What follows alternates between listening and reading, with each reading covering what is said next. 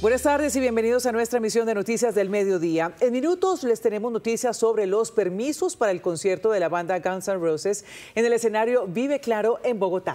Además, les tenemos detalles de un fallo de la justicia sobre una deportista trans en Antioquia. Y también les contaremos cómo está el tráfico en la vía al Llano luego del levantamiento de protestas en las últimas horas.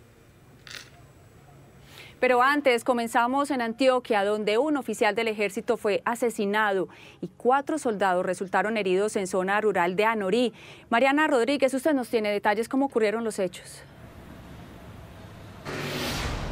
Tatiana, esto ocurrió cuando tropas del Ejército Nacional estaban en labores cotidianas de vigilar el sector. Esto no fue en zona rural, esto ocurrió en zona semiurbana del municipio, a tan solo 5 minutos del parque principal de Anorí. Pues allí, este subteniente, este oficial del ejército, cayó a un campo minado que de inmediato cobró su vida y que de paso dejó a 4 soldados más heridos que se recuperan acá en la ciudad de Medellín. Y no contentos con esto, pues estos criminales de la subestructura del Frente 36 comenzó también a generarles varios disparos. Por esta gravedad, pues la alcaldía de Anorí ha dicho que hay toque de queda hasta el 7 de octubre desde las 9 de la noche hasta las 3:30 de la madrugada. Y por supuesto allí la zozobra y el temor están por lo alto.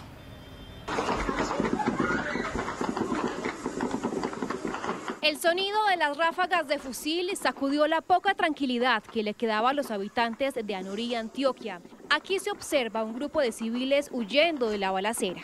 Niños, enciérrese, mi barrio. Este video fue grabado en el momento exacto en el que el ejército y las disidencias de las FARC se enfrentaban. Allí, el subteniente Brian David Bello Serrano, de 23 años de edad, oriundo del departamento de Santander, pisó un campo minado que acabó de inmediato con su vida y de paso dejó a otros 4 uniformados heridos. 2 ambulancias del municipio que se desplazaron hacia el sector para prestarle los primeros auxilios al personal herido fueron atacados en el momento en que recogían a los soldados que estaban afectados. Los soldados debieron responder con contundencia para poder garantizar la misión médica y que no fueran afectados los paramédicos y médicos que se encontraban ahí. Los sonidos de fusil, así como el temor de que llegue la noche, son 2 factores que acompañan el día a día de los habitantes de Anorí. Es un paraíso nuestro municipio, pero ahora tristemente estamos viviendo una zozobra total. Casi todas las noches escuchamos tiroteos, explosiones de bombas, algún tipo de atentado. Todo esto nos está afectando demasiado la economía, demasiado la tranquilidad. Los padres de familia no quieren enviar a sus hijos a estudiar. 1.584 estudiantes permanecen desescolarizados y cientos de personas prefieren dejar de trabajar para no salir de sus casas. Tanto el municipio como la gobernación nos hemos pronunciado en más de una vez al gobierno nacional, que es quien dirige las fuerzas militares, diciéndole que haya buena presencia en el territorio.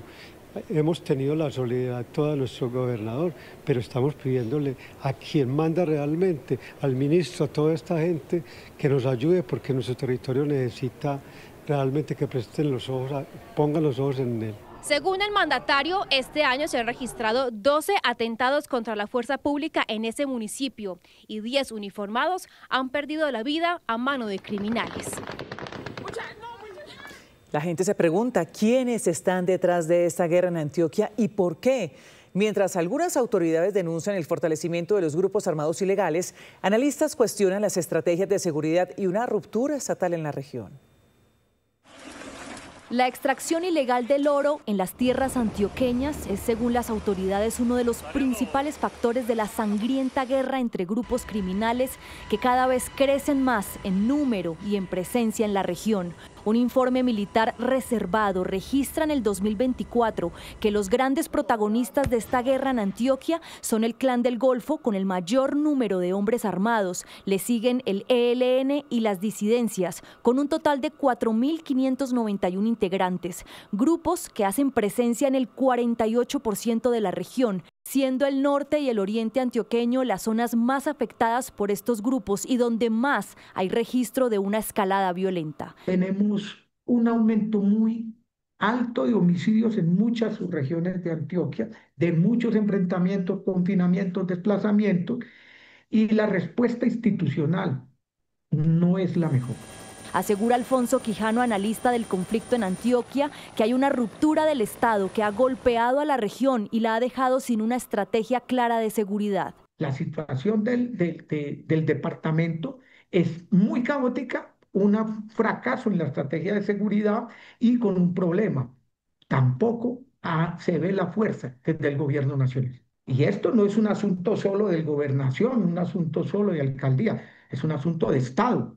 Contando los ataques terroristas que han dejado víctimas mortales en Antioquia, se han duplicado, no solo a la fuerza pública como ocurrió en Amalfi, donde 13 policías fueron asesinados y un helicóptero fue derribado, sino también contra la población civil. Ya van 20 ataques en este 2025, cuando el año pasado se registraron 8, según cifras de la gobernación. 12 del día, 37 minutos. En Aguachica, Cesar, el ejército investiga la muerte de un militar por la explosión de una granada durante una práctica de reentrenamiento. La Quinta Brigada calificó el hecho como un accidente. Indica el ejército en este comunicado que un grupo de soldados perteneciente a la Brigada contra el Narcotráfico número 2 adelantaba un polígono en el batallón de Aguachica cuando se registró el accidente. En el lugar fue hallada una granada de 40 milímetros por uno de los militares, quien al manipularla detonó, causando la muerte al soldado Heider David Rojas y heridas a otros 6 militares. Las autoridades locales lamentaron lo ocurrido. Debemos informar que en el Batallón de Instrucción de Entrenamiento y Reentrenamiento del Ejército Nacional, ubicado en el corregimiento de Juncal, se presentó por la manipulación de una granada de 40 milímetros un triste hecho donde fallece un soldado y así 6 más también están heridos. Los 6 soldados heridos, con edades entre 18 y 20 años, fueron remitidos a centros asistenciales de Aguachica, donde son atendidos. Militares fueron atendidos oportunamente, uno de ellos falleció, que ya llegó pues sin vida a la institución, 2 de ellos fueron remitidos a centros de mayor complejidad. Todos fueron ingresados a quirófano e inmediatamente pasaron a la unidad de cuidados intensivos. El resto de militares se encuentran en estos momentos estables. Pero que sirva esta circunstancia para mejorar las condiciones de seguridad de nuestros soldados dentro de las instituciones del Ejército Nacional. A la ciudad de Aguachica fue desplazado un comité disciplinario del Ejército para iniciar las investigaciones de lo ocurrido. Noticias Caracol conoció 4 oficios en poder del Ejército, la Policía y la Unidad Nacional de Protección, en los que se advierte que la vida del concejal Luis Naranjo está en grave riesgo. Según información de inteligencia, el ELN estaría planeando un atentado contra el dirigente del Partido Centro Democrático. Luis, hablemos de las cartas. Inicialmente la de la policía, que fue dirigida a la Unidad de Protección de Riesgo. Dice acá, a través de una fuente humana con acceso a información directa del Grupo Armado Organizado ELN, se recibió una alerta que da cuenta de la planificación de un atentado de alto impacto contra un político activo del Centro Democrático. La intención del grupo insurgente es atentar contra la vida del mencionado dirigente, empleado modalidades combinadas como un plan pistola, activación de artefactos explosivos, improvisación de vehículos o ataque a sus vehículos. Incluso se habla de un francotirador con el que quieren matarlo a usted. Hombre, Carlos, sí. Ya hace unos meses atrás se habían puesto en conocimiento estas alertas por parte de las autoridades, pues teniendo en cuenta que el ELN ha sido muy enfático en querer cegar mi vida. Las autoridades ya nos habían alertado de eso, por eso nosotros habíamos tomado todas las medidas, estábamos limitando los desplazamientos al máximo. Y por supuesto pues teníamos el temor de que esto que sucedió la mañana del día anterior pudiese pasar, pero lamentablemente pues como es de conocimiento público el accionar terrorista de esos bandidos del ELN pues fue de una forma vil, cruel, indiscriminada lo que nos hicieron el día anterior. Aquí tengo la otra, es del Ministerio de Defensa y del Ejército y dice, teniendo en cuenta las informaciones de inteligencia que advierten posibles acciones contra el señor Luis Evelio Ascanio Naranjo por parte de integrantes de la Comisión Ernesto Che Guevara y del Frente Domingo Laín Sáenz del Frente Oriental de Guerra. Aquí dice que también lo quieren matar. Luis, ¿Por qué el ELN quiere matar a un exconcejal del Centro Democrático como usted? El ELN siempre quiere utilizar instrumental la parte política en esta región, y como yo fui muy ajeno y muy alejado a sus políticas o a su forma de querer tener un dominio en el territorio, pues desde ahí fui declarado objetivo militar. Ellos me amenazaron, me dijeron que tenía que abandonar en ese entonces el territorio, lo cual yo hice caso omiso, y siempre he estado en esa parte de la institucionalidad. Yo siempre soy el hombre que sale, que se abraza con su ejército, con su Policía Nacional, que trabajamos articuladamente en favor de las comunidades. Nosotros somos los encargados de hacer la acción integral aquí, de llegarle a la familia más vulnerable, así sea con un mercado. Sí. Somos los que hacemos la parte de Navidad, salir a los barrios con los niños, que los niños vean a su policía, a su ejército, lo mismo que en el mes de octubre, las campañas que hacemos. Lo último en Noticias Caracol. La alcaldía de Bogotá negó en primera instancia el permiso para la realización del concierto de Guns N' Roses en Bogotá el martes 7 de octubre en el escenario Vive Claro. Juan Andrés Beltrán, ¿esto qué implica? No quiere decir todavía que esté cancelado el concierto. Así es, mire, muy buenas tardes. Pues se trata de esta resolución, la número 1425 de 2025, expedida por la Secretaría de Gobierno, donde niega la autorización del concierto de la banda Guns N' Roses, programado para la próxima semana, el martes 7 de octubre, en el Vive Claro. Allí argumenta que el empresario no acreditó la totalidad de los requisitos legales ni la documentación necesaria, esto que deben hacer para los eventos de este tipo a través del Sistema Único de Gestión de Aglomeraciones SUGA. Allí señala que el evento a la fecha no cuenta con conceptos favorables ni de la policía, ni de movilidad, ni de bomberos, ni del IDIGER. Y este último es muy trascendental porque la falta de este concepto fue el que precisamente generó la cancelación del pasado concierto de Kendrick Lamar. Sin embargo, como usted lo mencionaba, Ana Mile, esto no quiere decir que el concierto haya sido cancelado aún, porque según nos ha informado también desde el distrito, el empresario tiene hasta el día de mañana jueves para subsanar la situación, es decir, presentar la documentación faltante para que nuevamente sea evaluada por el distrito y así haya una decisión definitiva por parte de la Secretaría de Gobierno. Noticia en desarrollo en Noticias Caracol. En Mosquera, Cundinamarca, se recuperan satisfactoriamente las 3 personas que permanecen hospitalizadas tras una fuga de gas cloro en zona industrial de ese municipio. Tatiana Gordillo, cuéntenos, ya se sabe cuáles son las causas de esta fuga y cómo están los afectados. Daniela y televidentes, pues fueron 3 personas que revistieron mayor gravedad. 2 de ellas ya empezaron el proceso de extubación, eso es lo que nos dicen desde las autoridades de salud del hospital de Facatativá. Y la otra persona ya incluso fue pasada al sector de observación del hospital. Así que todas las personas que resultaron afectadas de alguna manera se están recuperando satisfactoriamente, como usted lo decía. Hay que decir que ya las autoridades tienen los primeros indicios de lo que aquí ocurrió. Al parecer un cilindro tuvo un escape, pero exactamente qué dicen, por ejemplo, bomberos de Cundinamarca, en el siguiente informe les contamos.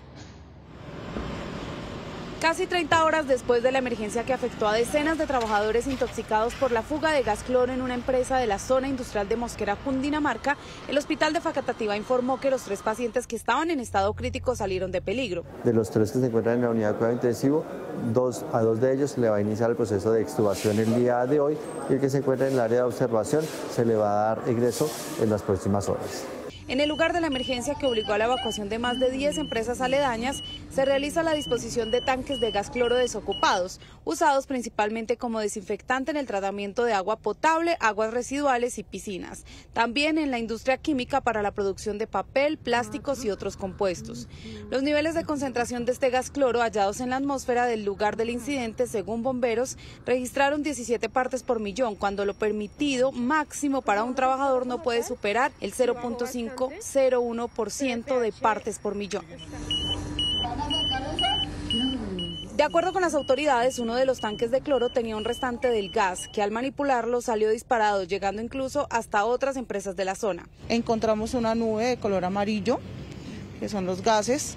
Llegamos, vemos que las empresas empiezan a evacuar a todos sus trabajadores. ¿Y qué fue lo que pasó con uno de los cilindros? Traía un remanente, el cual pues a la manipulación no se dieron cuenta y se accionó. Bomberos de Cundinamarca pidieron a las empresas extremar sus medidas de protección. El aprendizaje es tener sus planes de acuerdo a su actividad económica, como la disposición de estos cilindros, todas las áreas científicas, los planes de emergencia deben estar adaptados a todo este contenido de manipulación de estos cilindros. Según algunos afectados, la inhalación de este gas les produjo fuertes problemas de salud. Nos dio tos, nos ahogamos totalmente. Se desmayó y sangró por boca y nariz. Las autoridades médicas continúan con el monitoreo de los afectados. 5 de ellos fueron remitidos aquí al Hospital San Rafael de Paquetá. 3 se encuentran en la unidad de cuidado intensivo, 1 en la unidad de cuidado intermedio y 1 en el área de observación. Todos han ido evolucionando favorablemente, han mostrado signos de mejoría clínica. Por ahora siguen haciendo mediciones en la zona ante la exposición del gas en el aire. Todas las empresas de esta zona industrial de Mosquera pues ya empezaron también todos los procesos de desinfección, incluso de los materiales y también de los productos que usan ellos y que tuvieron algún tipo de contacto con ese gas cloro que estuvo en el ambiente. En este momento ya no hay ningún riesgo, ni para los trabajadores de las empresas, ni tampoco para los transeúntes aquí en esta zona del municipio de Mosquera. Muy importante esa información, Tatiana, gracias. Y a propósito de esa situación que se presentó, queremos conversar con la toxicóloga Rosalina González. Señora González, muy buenas tardes y bienvenida a Noticias Caracol. Mire, es que queremos entender bien qué es lo que pasó y también para futuras ocasiones. Precisamente, ¿qué es el gas cloro y en qué actividades o industrias se utiliza habitualmente? Bienvenida. Muy buenas tardes, muchas gracias por la invitación. El gas cloro es una sustancia química altamente reactiva. Se utiliza en muchos procesos químicos, como así lo mencionaban ustedes, por ejemplo en el tratamiento de agua potable, en la desinfección. Y esa reactividad de la sustancia hace que se una fácilmente pues, a muchas otras, como los orgánicos. Y nosotros somos unas personas de compuesto orgánico, entonces allí vamos a tener una reacción. Claro, y para profundizar un poco, señora Rosalina, la gravedad de este asunto, ¿qué lo hace tan peligroso para la salud humana? Lo peligroso es que a muy bajas concentraciones empieza a generar efectos. Por ejemplo, a 1 parte por millón, que es 1 de 1 millón, genera una irritación leve. Pero imagínese usted que a 30 partes por millón, que son 30 en 1 millón, ya te va a generar dolor en el pecho, puede generarte daños en el pulmón, puede causar edema pulmonar, precisamente por la reactividad. ¿Eso qué significa? Significa que reacciona, que se une precisamente ya sea al cuerpo u otro tipo de sustancias y por eso genera esa peligrosidad. De hecho, te cuento, el problema de la capa de ozono que pasó en los 80s precisamente era por el cloro. Entonces, eso nos da una idea de la magnitud de la peligrosidad de la sustancia. Claro. Y entonces, ¿cómo se debe actuar ante una exposición de este químico? De este químico, lo más importante es evacuar de la zona a las personas, evacuarlas lo más lejos posible. El problema es que es un gas y al ser un gas tiende a expandirse. Entonces la idea es, como lo mencionaba la persona de bomberos, alejarse de esa mancha amarilla que se estaba observando y poder nosotros respirar adecuadamente o utilizar mecanismos de respiración diferentes o de un auxiliar de oxígeno con el fin de evitar respirar el gas y evitar que ese material entre al ser vivo. ¿Y esto podría dejar algún tipo de secuelas? ¿Y cuáles? Pues con concentraciones bajas, irritación que puede pasar en algunos días, garganta, nariz, ojos. Ya, si se llega a generar un daño pulmonar, desafortunadamente puede llegar a tener secuelas, puede llegar a perderse una capacidad pulmonar. En este sentido, yo sugeriría un monitoreo frecuente, sobre todo las personas que estuvieron en cuidados intensivos, precisamente para ver cómo se da la evolución de los órganos y si se presenta daño permanente. Valiosa información. Es la toxicóloga Rosalina González. Muchísimas gracias por estar aquí con nosotros en Noticias Caracol. Muchas gracias a ustedes. 12:51 minutos. En otras noticias del día, 2 protestas que bloqueaban la vía al llano ya fueron levantadas y el tránsito se mueve en los tiempos programados por Coviandina. Sin embargo, las largas filas continúan y los viajeros son los más afectados. Julián Ríos, usted permanece en esa carretera. Cuéntenos cómo está la movilidad y cuáles fueron esos acuerdos entre la comunidad y la ANI. Hola, muy buenas tardes. Pues muy complicada la movilidad, no tiende a mejorar el tránsito en todo lo que tiene que ver con el corredor vial hacia los llanos orientales. Largas filas, largas esperas, y eso que había 2 bloqueos y 2 protestas que se levantaron en las últimas horas, pero esta es la imagen constante que se ve a lo largo del corredor. Aquí en el kilómetro 0, en el Ubal, incluso cerca a Chipaque, incluso saliendo de Llanitos, Pipiral y el Naranjal. Esta es la situación, muchos conductores permanecen 2 horas esperando que les den tránsito. El bloqueo pues se levantó, llegaron algunos acuerdos, uno de ellos es reducción en las tarifas de los peajes, otro construcción de las vías terciarias, arreglo, y también unas construcciones de víos y contenedores también para poder evitar que la montaña se venga abajo. Esto es lo que ha pasado durante las últimas horas y los acuerdos a los que llegaron los habitantes con el gobierno y la ANI. La imagen se sigue repitiendo a lo largo de la vía al llano, desde el kilómetro 0 hasta el kilómetro 85, las filas de vehículos pesados y particulares son largas y demoradas. 25 días después del registrado del derrumbe en el kilómetro 18, la movilidad entre Villavicencio y Bogotá sigue afectada. Como lo vemos desde hace 25 días, sigue igual, nos sentimos encerrados, abandonados de todo el mundo. Eso estamos peor que cuando estamos encerrados por la pandemia. 2 protestas que habían generado más dificultades para conductores y pasajeros ya fueron levantadas, una en el sector de Naranjal y la otra de campesinos en el municipio de Chipaque. En ambos puntos, los campesinos y los delegados de la ANI con el gobierno nacional llegaron a varios acuerdos.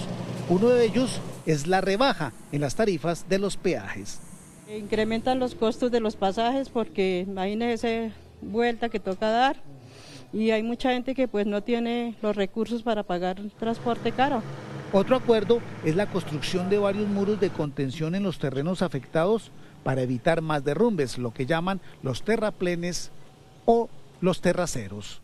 En los peajes nos dicen que ya para el día viernes nos tienen una respuesta para bajarle, digamos, al precio, al costo, de un 30 a un 50%. Sin embargo, algunos campesinos no permitirán el ingreso a sus predios para iniciar estos trabajos. Ellos quieren vender sus fincas. Sí, correcto. Nosotros no es que nos opongamos al desarrollo ni a los trabajos que piensan hacer, sino nosotros queremos que nos compren los terrenos, pero a precio comercial, no a precio de catastro. Sí. Y pues dijeron en una reunión que estuvimos que probablemente sí ellos iban a comprar esta parte de acá, pero aún no se ha llegado a ningún acuerdo y por eso el terraceo no se ha comenzado.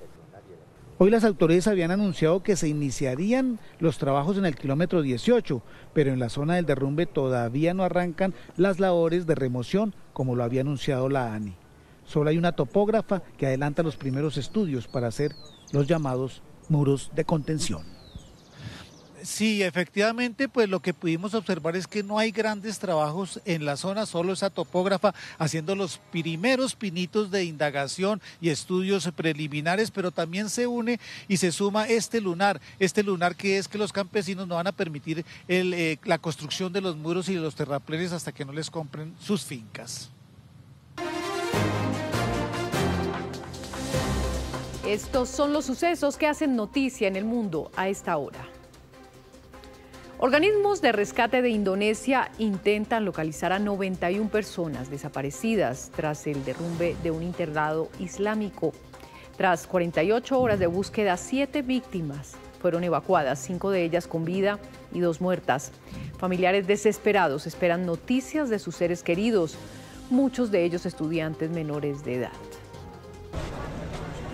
Han sido horas angustiantes. Los familiares de los menores atrapados en los escombros esperan por cualquier noticia. Rosy, una adolescente de 13 años, estaba en el templo de la escuela orando con sus amigos y sus maestros, cuando de repente la edificación de 4 pisos se derrumbó. Sobre las 4 de la tarde mi hermano me llamó gritando y me dijo: la escuela de Rosy se cayó. Corrí aquí y vi que todo se había derrumbado. Empecé a gritar: Rosy, Rosy, si me oyes y te mueves, sal. De repente un niño gritó desde los escombros, estaba atrapado. Pensé que era Rosy, pero después me di cuenta que no era él. Más de 300 personas, entre militares, bomberos y agentes policiales, trabajan las 24 horas del día para intentar rescatar a los desaparecidos. La mayoría de ellos menores que estaban en este internado de la isla de Java, la más poblada del país. Los rescatistas piden silencio para poder escuchar si hay pedidos de ayuda. Las personas que han logrado ser rescatadas tuvieron algún tipo de comunicación, bien fuera proveniente de sus celulares o mediante algún llamado de auxilio. Alrededor de 100 personas lograron salir por sus propios medios. Pero a medida que pasa el tiempo es más difícil encontrar sobrevivientes. Se necesita de grúas y excavadoras, ya que los escombros son muy pesados, aunque el uso de maquinaria podría suponer un riesgo para las víctimas. Las familias incluso piden que se les permita participar en las labores de rescate. Deberían limpiar los escombros lo antes posible. Somos muchos padres y tutores quienes queremos ayudar, pero no hemos llegado a un acuerdo con el equipo de búsqueda y rescate. Su dirección aún no ha tomado una decisión. Los rescatistas piden a las familias mantenerse al margen de las labores. Explican que cualquier mal movimiento puede traducirse en una mayor tragedia.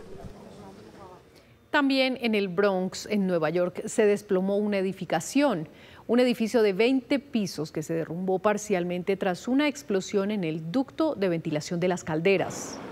Por fortuna, no se reportan muertos o heridos. Varios residentes han tenido que ser evacuados en forma preventiva, mientras los bomberos, en medio de los escombros, intentan esclarecer las causas del siniestro y piden a los ciudadanos evitar la zona por precaución. Un terremoto en Filipinas dejó por lo menos 69 muertos. Más de 300 réplicas mantienen a los ciudadanos en alerta. Los organismos de protección civil y rescate buscan sobrevivientes bajo los escombros. Susto en plena noche. Es la parroquia de San Pedro y San Pablo, reconocida como un tesoro cultural nacional. Una de las más antiguas de Filipinas.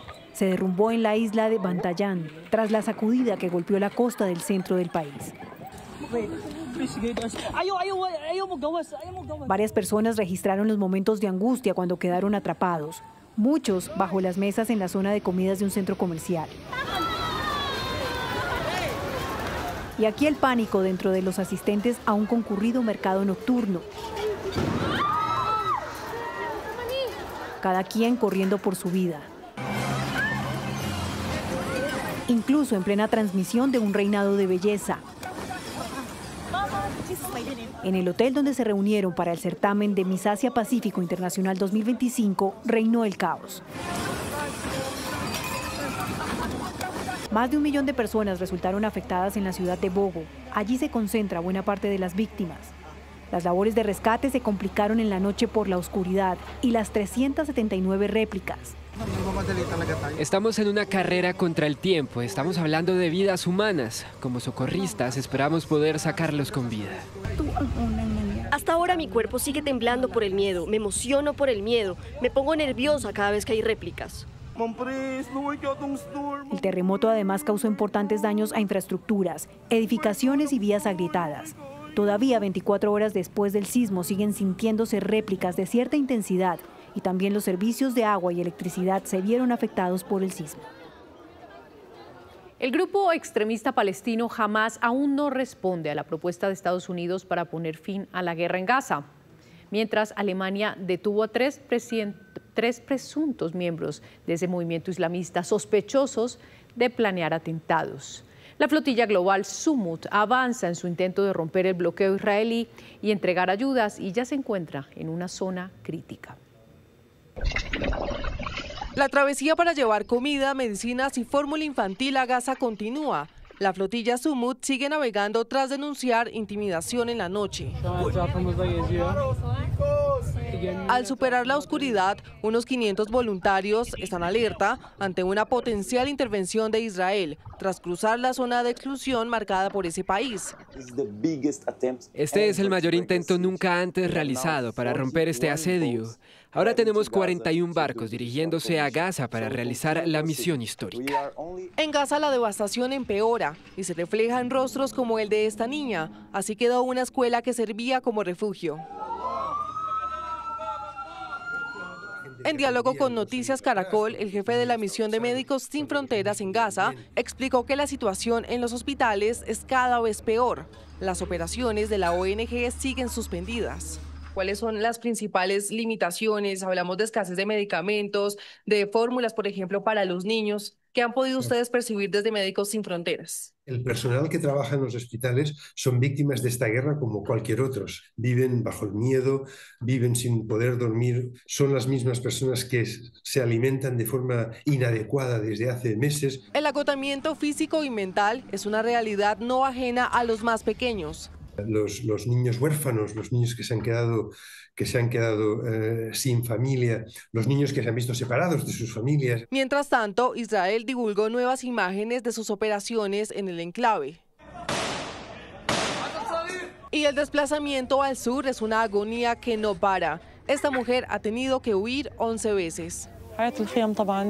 La vida en tiendas de campaña no nos protege del frío del invierno ni del calor del verano, pero nos vemos obligados a hacerlo. Bajo órdenes de evacuación en la franja para los palestinos, Hamás aún no responde al plan de paz propuesto por Trump, mismo que tiene luz verde de Benjamin Netanyahu.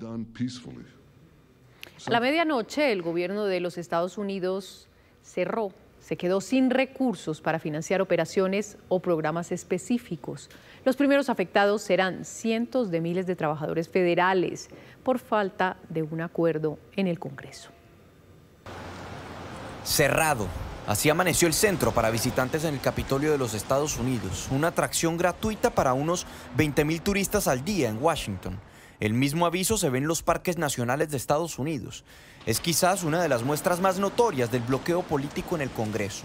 No hubo acuerdo para aprobar una extensión presupuestal y eso precipitó el primer cierre del gobierno en cerca de 6 años.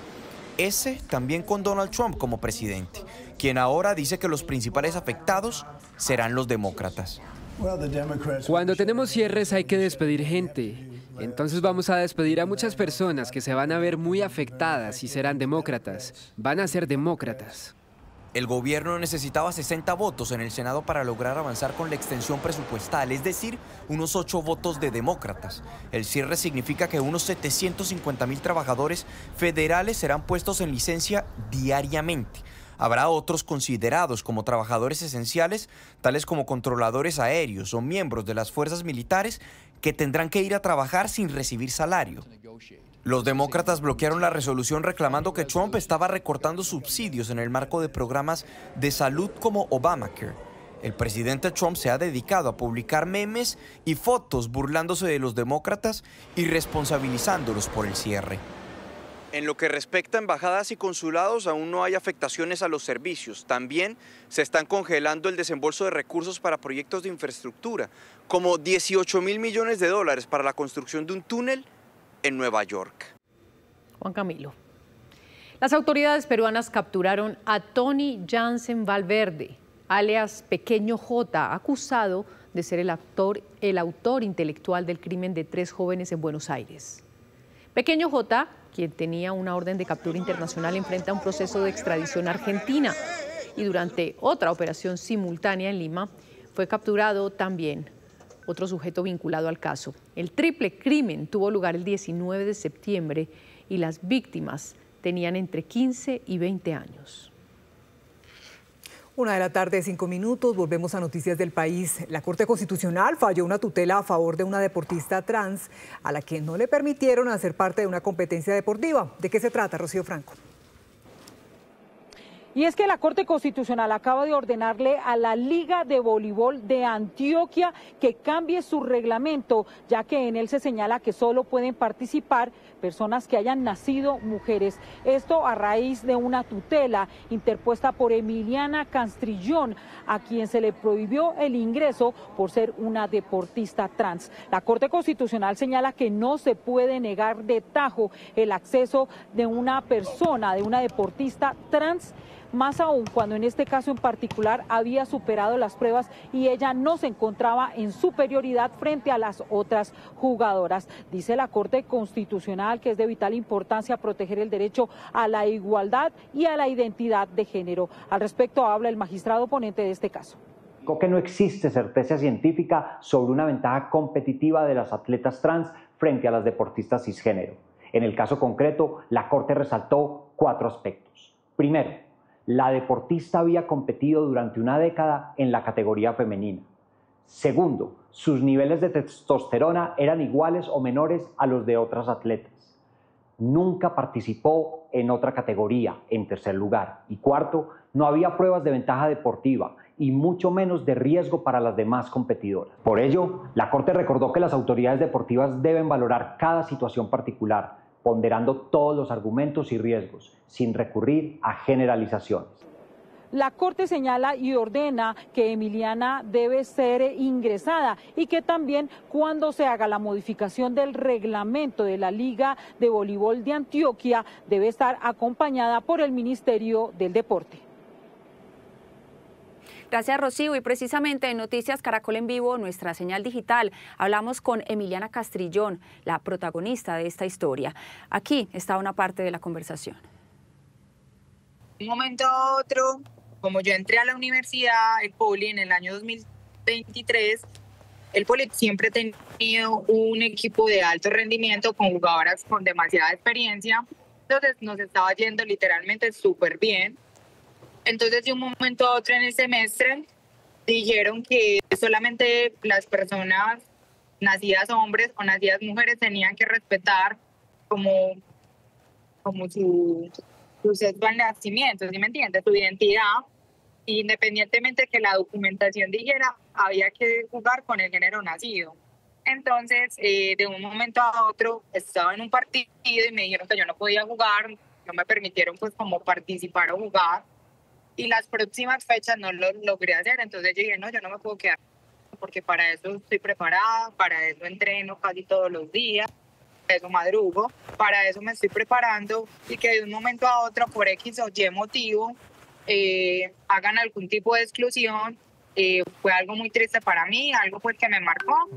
Me asesoré, como te había dicho, con las personas encargadas, Indeportes de Antioquia, el Politécnico Jaime Zaza Cadaví, y con unos abogados de Ciudad Medellín, donde la verdad pues me ayudaron bastante a saber que tenían los derechos. Como eso no es tan común, la verdad había que hacerlo de una manera reglamentaria y se logró pues como el objetivo, nada de exclusión, nada de discriminación.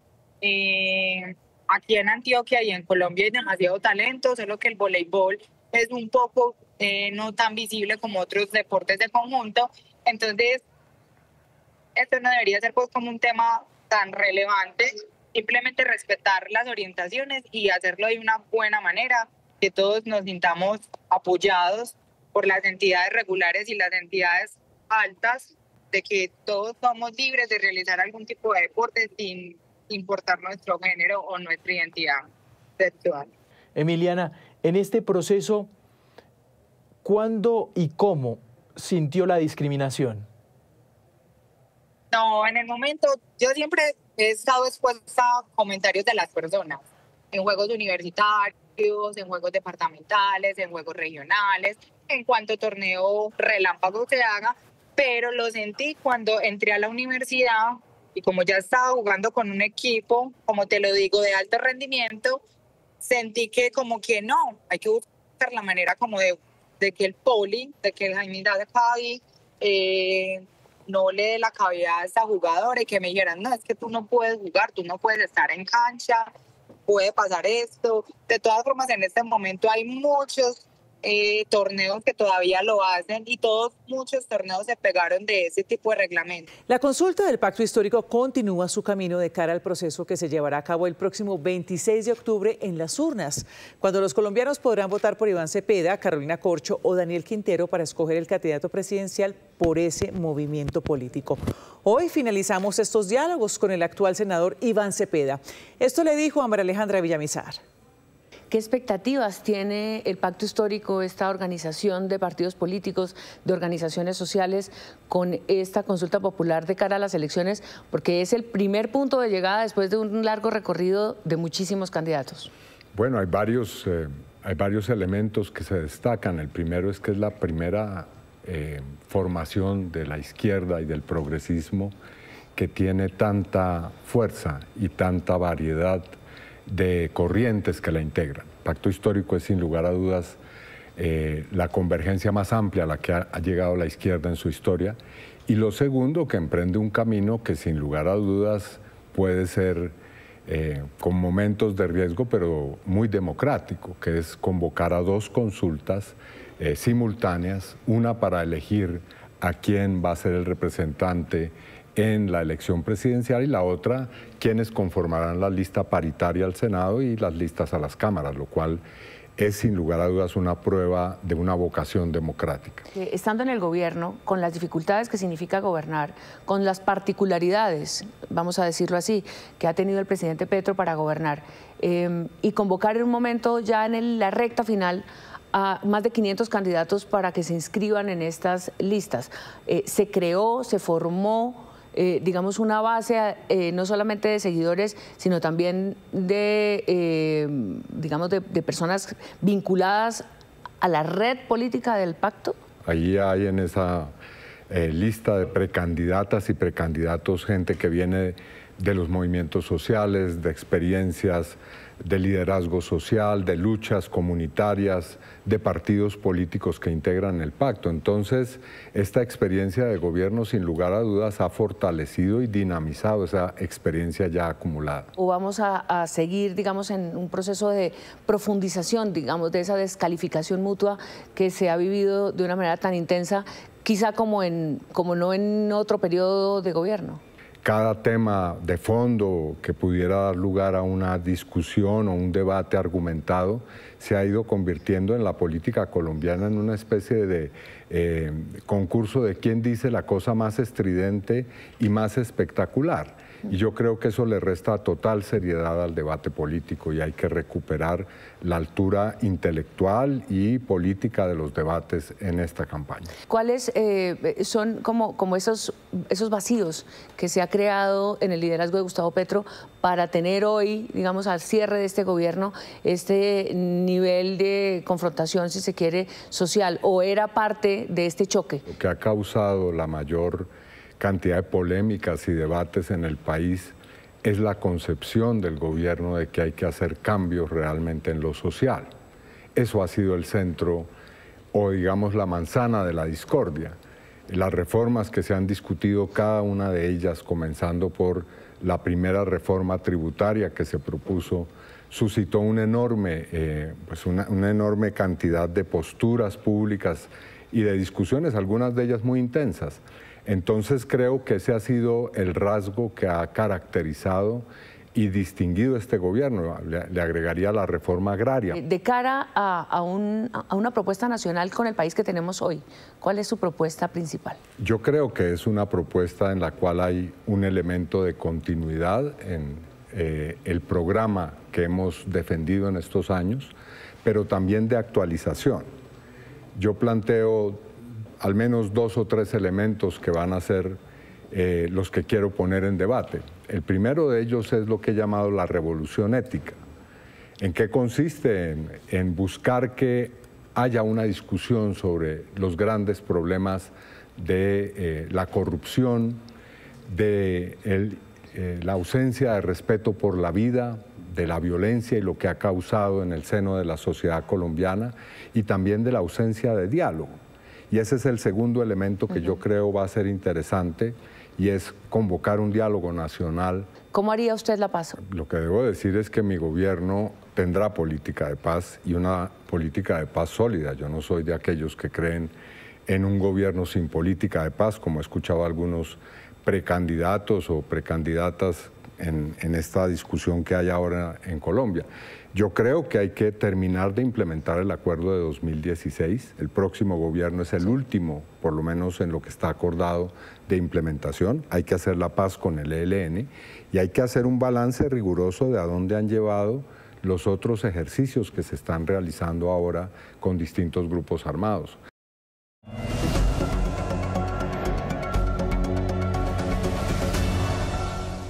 1:21 p.m. Vamos a arrancar el radar de la política de hoy con lo que está sucediendo en el Centro Democrático. Desde hace varias semanas se ha hablado de la posibilidad de adelantar o cambiar la encuesta para elegir candidato único en diciembre. ¿Qué cambios? Se ha hablado de que los aspirantes bajen de 5 a 3 y también de adelantarla. La segunda es la posibilidad, la opción que más cobra fuerza ahora y fue tema de conversación en esta reunión que están viendo el lunes pasada, liderada por el expresidente Álvaro Uribe Vélez, el líder natural del partido, con Fabio Valencia Cosio, su hijo Santiago Valencia, que aspirará nuevamente al Senado, John Jairo Berrío a la Cámara, el concejal Sebastián López y Luis Gabriel Gómez. Allí ellos le dijeron al expresidente que lo mejor es adelantar la elección del candidato único del partido para noviembre, porque la militancia está muy dividida entre los 5 precandidatos y la campaña se está moviendo muy rápido. Después de escuchar la propuesta y los argumentos de estos líderes del partido, el mismo expresidente Uribe llamó al director del partido, Gabriel Vallejo, para que hablara directamente con los precandidatos y se aterricen los detalles de esta encuesta, que conversen la posibilidad de adelantarla, a ver ellos qué opinan. Ya esto está sobre la mesa. Y precisamente ayer el precandidato Miguel Uribe Londoño, que asumió la campaña de su hijo Miguel Uribe Turbay, cenó con la gran mayoría de la bancada del Centro Democrático. Faltaron 2 congresistas y los precandidatos, los senadores Honorio Enríquez y Alirio Barrera. La cena fue en el Hotel Portón de Bogotá y nos dicen varios asistentes que fue muy amena. Asistieron congresistas que incluso están respaldando otras precandidaturas y ayudó a distender este ambiente. El precandidato mostró cifras internas que según su campaña respaldan su liderazgo y trazó su hoja de ruta hasta marzo y dejó un mensaje claro: la necesidad de la unidad. Y hablamos ahora de una candidatura del Centro Democrático que hace ampolla en el liberalismo, la del hijo del senador Miguel Ángel Pinto. Se llama igual, Miguel Ángel Pinto Rueda, que será candidato al Congreso del Centro Democrático con el respaldo de su padre, hoy senador del Partido Liberal. El expresidente César Gaviria califica este tipo de movidas como tempestades pasajeras y recibe la oferta de Richard Aguilar, que aspirará al Senado por el liberalismo, para que organice la campaña del partido en Santander. Ya no será Pinto. Y hablamos ahora de Claudia López, que hoy estuvo aquí en el tablero de Noticias Caracol hablando de su programa de gobierno y respondiendo preguntas de nuestro compañero Nicolás Rojas. Le preguntó sobre la posibilidad de ir a consulta con más candidatos del centro y dijo que está dispuesta, pero criticó movidas de algunos, suponemos nosotros el exministro Mauricio Cárdenas, David Luna y otros, que han estado muy cerca en foros del expresidente Uribe. Esto dijo Claudia. Lo que necesitamos es hacer un acuerdo por Colombia y salir adelante. Yo estoy lista si quieren ir a una consulta a la gente que ni esté con Petro ni esté con Uribe. Pero te digo, Nicolás, con toda claridad, ¿qué ha pasado en los últimos meses? En los últimos meses lo que ha pasado es que la gente, la mayoría de candidatos hombres, porque yo soy la única candidata mujer que ni está con Petro ni está con Uribe, se bajaron como de una consulta de centro. Sí. Y ahora todo el mundo está pues como en la interpartidista de derecha con Uribe y demás.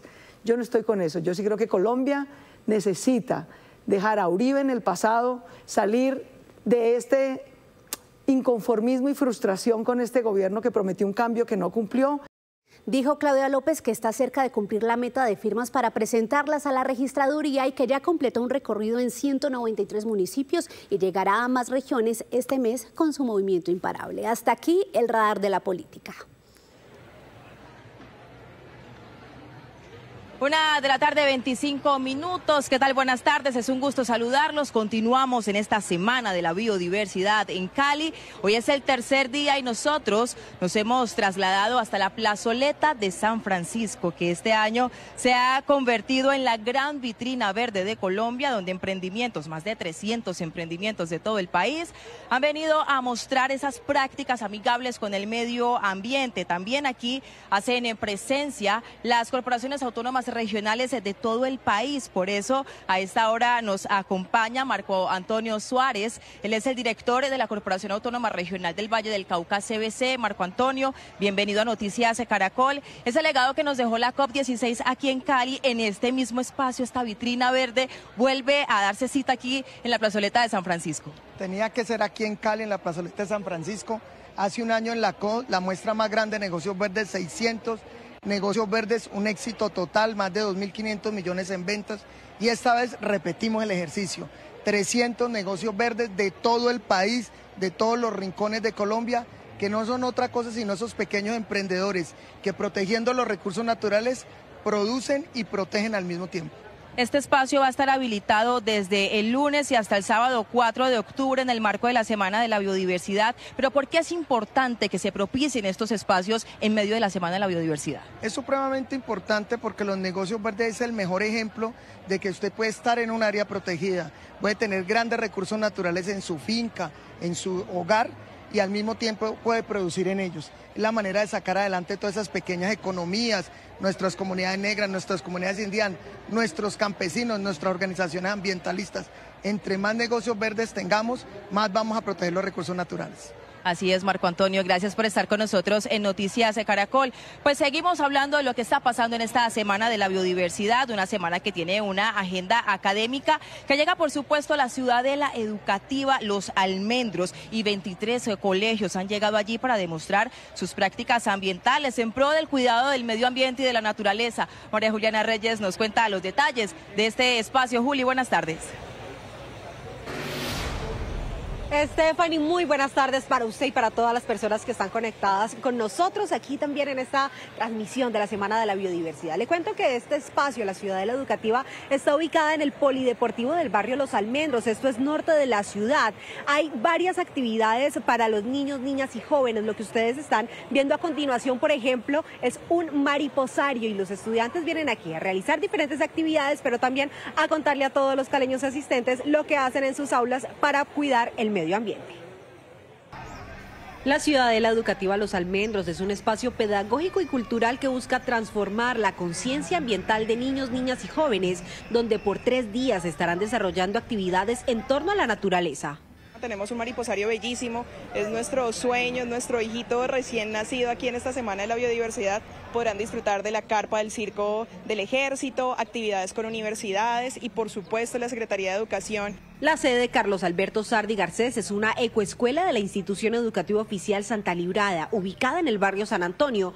Hoy tiene su stand en la Ciudadela, pero durante 5 años convirtieron sus instalaciones en un espacio armónico con el medio ambiente.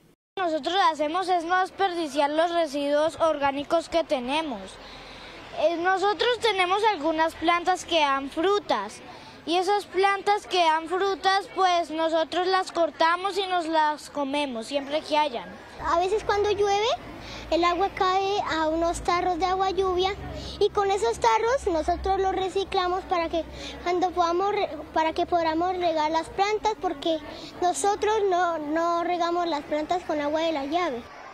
Como ellos, hay al menos 23 instituciones educativas contando cuáles son las acciones que hacen para cuidar la biodiversidad. Que están contando desde esa cátedra que ha iniciado de biodiversidad, cuáles son esas experiencias que están teniendo dentro de sus instituciones, en donde, número 1, se identifica esa riqueza de flora, de fauna que tenemos en nuestro territorio. Cali es pionera en la implementación de la cátedra sobre la biodiversidad, con énfasis en el chocó biogeográfico en las instituciones públicas del distrito, que tiene como objetivo la apropiación del conocimiento ecológico y cultural. Mazorcas de cacao, estamos viendo aquí en este momento, chocolate 100% puro, santo aroma. Señor, uno de los expositores, ¿de dónde vienen ustedes? Venimos del municipio de Belalcázar Caldas, donde se cultiva uno de los mejores cacaos de Colombia. Bueno, ahí está chocolatico para antojarlos también a esta hora. Es lo que se encuentra aquí en esta plazoleta de San Francisco. Nosotros continuamos hablando de lo que pasa en la Semana de la Biodiversidad, en este tercer día, donde se llevó a cabo la Cumbre de Mujeres Cuidadoras de la Biodiversidad. Una cumbre que resalta el rol de la mujer precisamente preservando el ecosistema, preservando el medio ambiente. Ahí estuvo Valentina Gallego y nos cuenta los detalles de esta cumbre. Valentina, buenas tardes. Stephanie, televidentes, buenas tardes. Los saludo rodeada de verde, de naturaleza, haciéndole honor a la Semana de la Biodiversidad. Sí, señora, estuvimos en esa cumbre de mujeres cuidadoras de la biodiversidad, donde uno de los temas clave fue cómo crear estrategias que fortalezcan y resignifiquen el trabajo de estas mujeres cuidadoras, pues son las mujeres las que conocen el territorio, pero además cómo mantener el recurso hídrico, las semillas, la siembra, la fauna y la flora, pero también algo clave, y es que ellas son las que tienen una comunicación asertiva y eficaz con los territorios, y así se pueda conseguir la paz con la naturaleza que tanto necesitamos.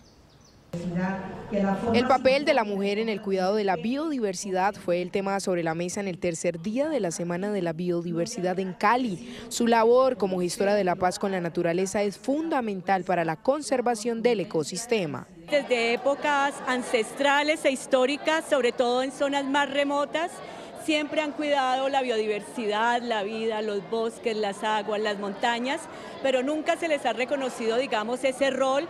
Durante la cumbre también se analizó la importancia de que el gobierno nacional apruebe la ley de INIRIDA como muestra de garantías para el medio ambiente y las mujeres cuidadoras. Una ley da fuerza legal y la ley de INIRIDA, ¿qué hace? Reconocer el trabajo que las mujeres hacen en la conservación de la biodiversidad.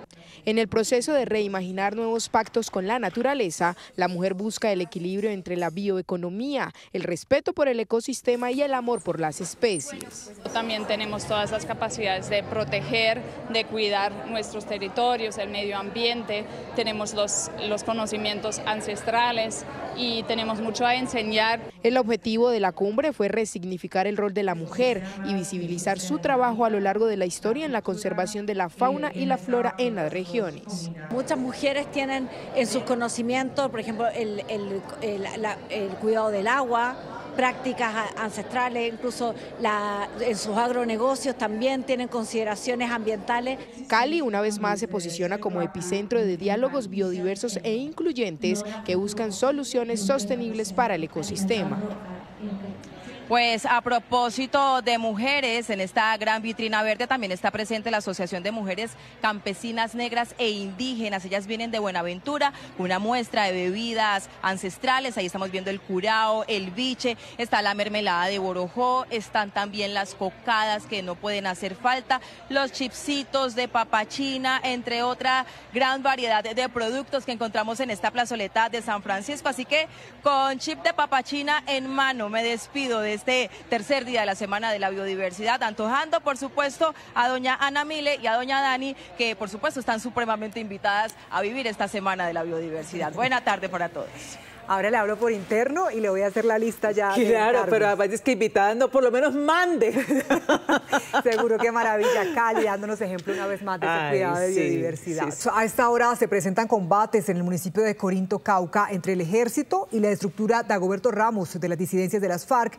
En medio del fuego permanece la población civil. Fernando Rojas, usted está allí, cuéntenos qué se sabe, qué está pasando. Daniela, muy buenas tardes. Pues como usted lo dice, siguen los combates a esta hora en el sector de El Paraíso y el sector del Guanábano. Estos sectores pertenecen al municipio de Corinto, en el norte del departamento del Cauca. Ahí se están enfrentando la estructura Dagoberto Ramos con hombres del Ejército Nacional. Desde muy temprano en la mañana empezó este combate, en un inicio con un hostigamiento a la base militar. Durante toda la mañana se han estado presentando disparos, ráfagas de fusil, enfrentamientos con explosivos, una situación que mantiene a la población civil en medio de esta situación. Desde esta mañana iniciamos primero unos hostigamientos a la base militar que tenemos sobre ese sector y bueno, la fuerza pública haciendo lo pertinente, activando todos los organismos correspondientes pues para enfrentar este tipo de situaciones. Ahí está la población civil, comunidades campesinas y comunidades indígenas donde se encuentran en medio del fuego y pues esa es la preocupación porque hay niños, hay mujeres adultas mayores, hombres, mujeres embarazadas.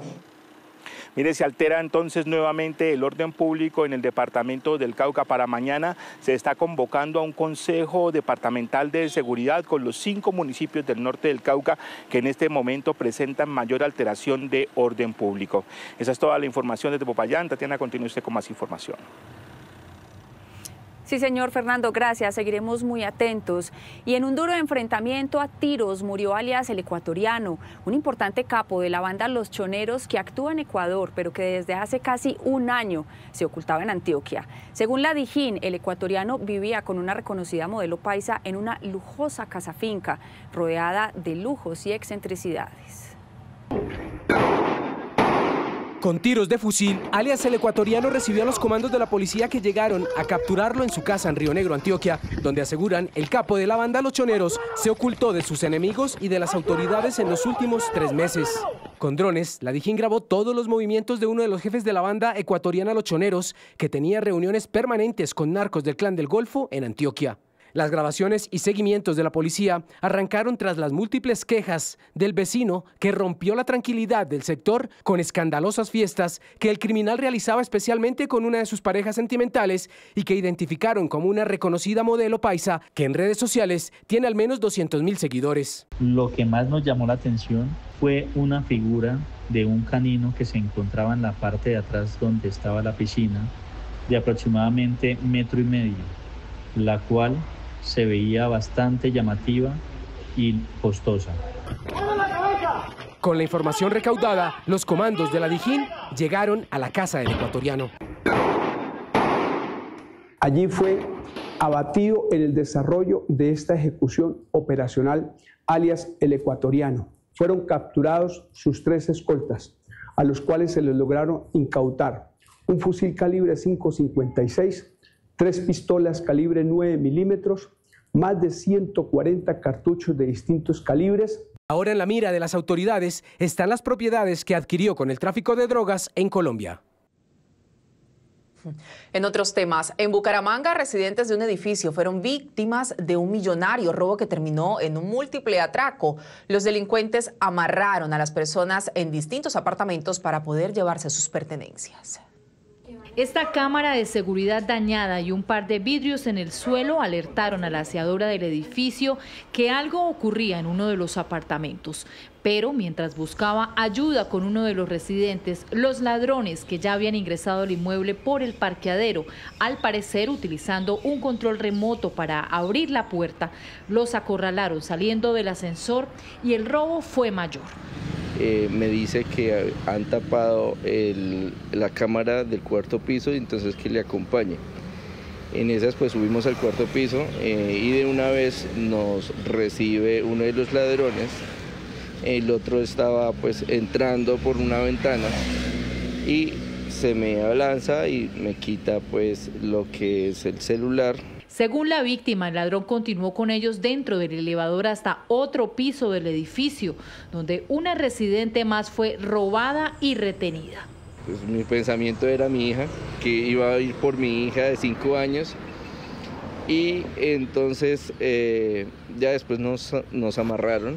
El apartamento en el que amordazaron a las 3 víctimas se encontraba solo porque sus propietarios estaban de viaje y así los delincuentes completaron un múltiple atraco, llevándose celulares, cadenas de oro y lujosas joyas. Estamos ya pues en todas las acciones de investigación correspondientes en articulación con la Policía Nacional para poder dar ya una información mucho más contundente. Aunque la policía del CAI más cercano llegó al edificio, los ladrones huyeron del lugar con más de 30 millones de pesos en pertenencias.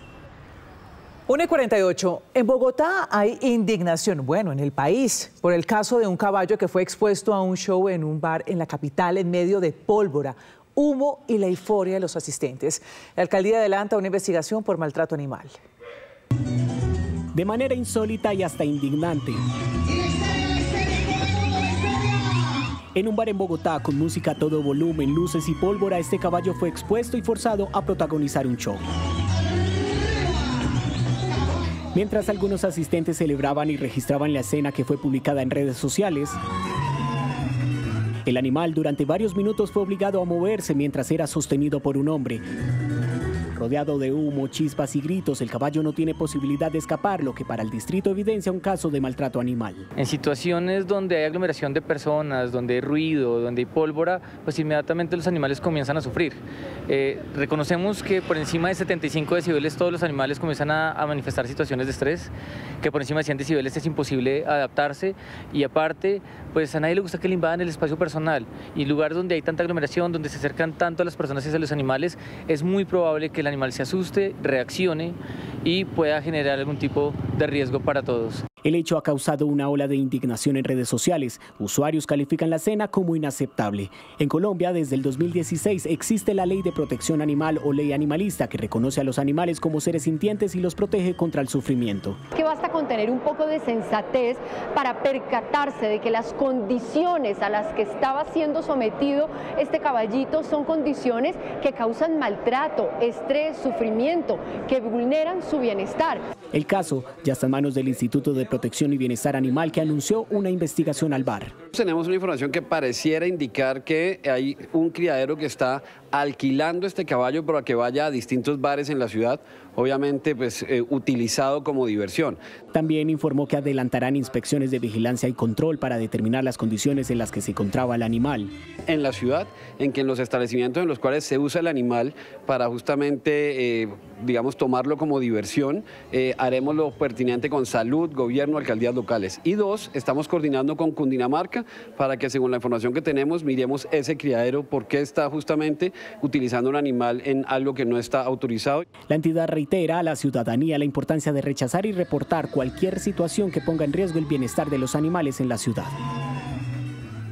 Por encima del sueldo, muchos colombianos prefieren que en su empresa les ofrezcan otros incentivos considerados salario emocional. Las empresas lo saben y por eso varias usan ahora estas estrategias para retener a sus trabajadores. La Federación Colombiana de Gestión Humana, ACRIP, acaba de revelar un estudio sobre este tema. Tener flexibilidad en los horarios laborales, poder escalar en la empresa, hacer teletrabajo, acceder a programas de cuidado personal, mentorías de liderazgo o tener días adicionales de vacaciones hacen parte del salario emocional que para muchos colombianos es prioridad a la hora de aceptar o quedarse en un trabajo. El ambiente laboral es importante, el crecimiento personal y el salario. Estabilidad. Pues porque de acuerdo a la estabilidad, pues uno puede cumplir sus propósitos y un buen ambiente laboral. Según lo reveló la Investigación Nacional de Salarios y Beneficios que realiza cada año la Federación Colombiana de Gestión Humana, ACRIP, el 65,2% de las empresas encuestadas están implementando algún tema de salario emocional.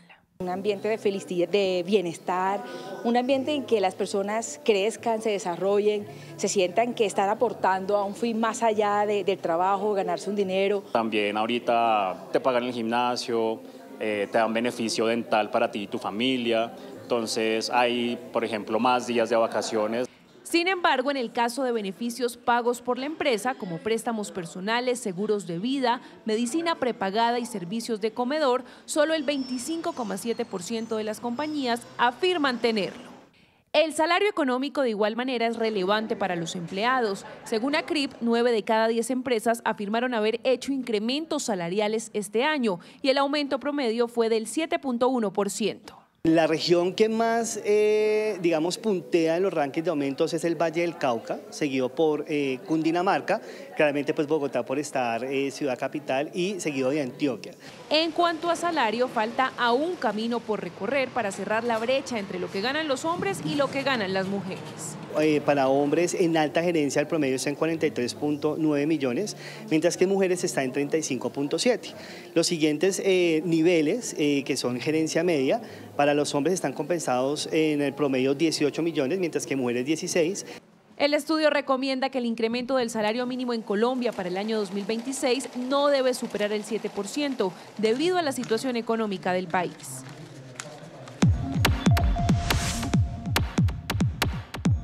¿Cómo le ha ido con la búsqueda de trabajo a sus familiares o conocidos desempleados en meses recientes? Los leemos en @noticiascaracol. El hospital de Cúcuta recibe cada año a 3.000 recién nacidos, muchos de ellos en estado crítico.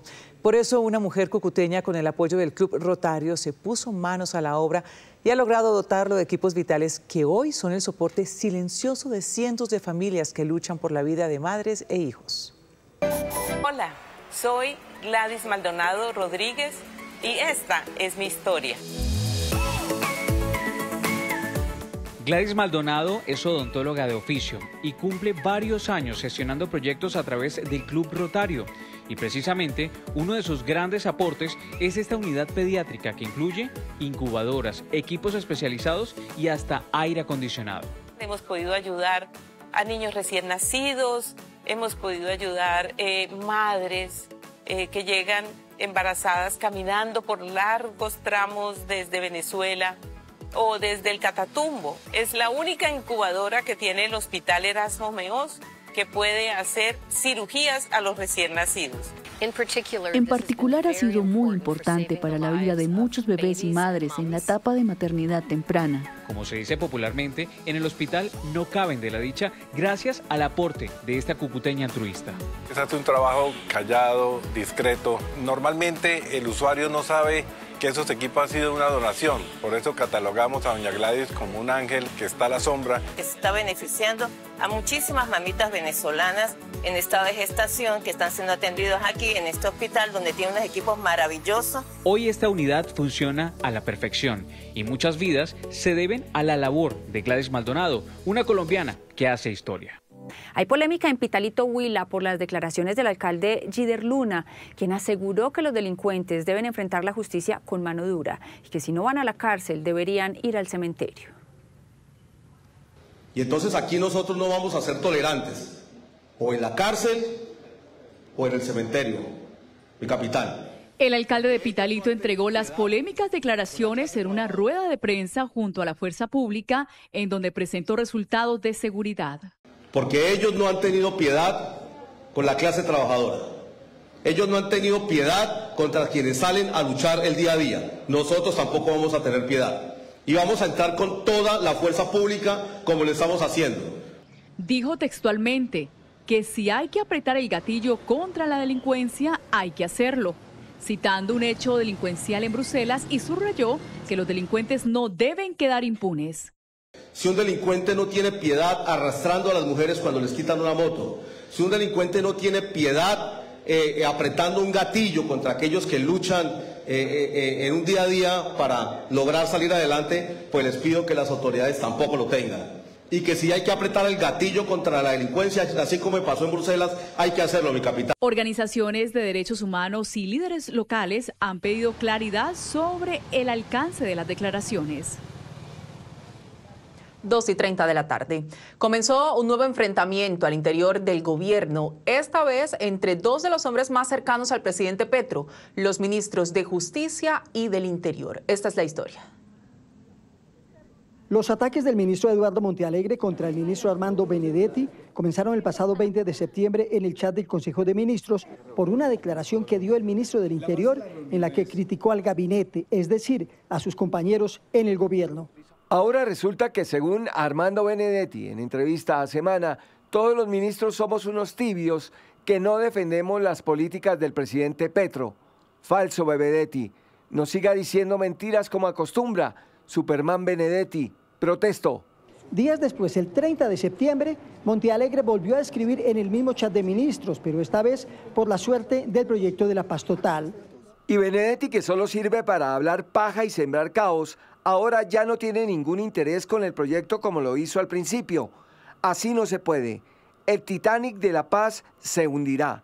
Yo no le estoy pidiendo favores, le exijo que cumpla con su deber.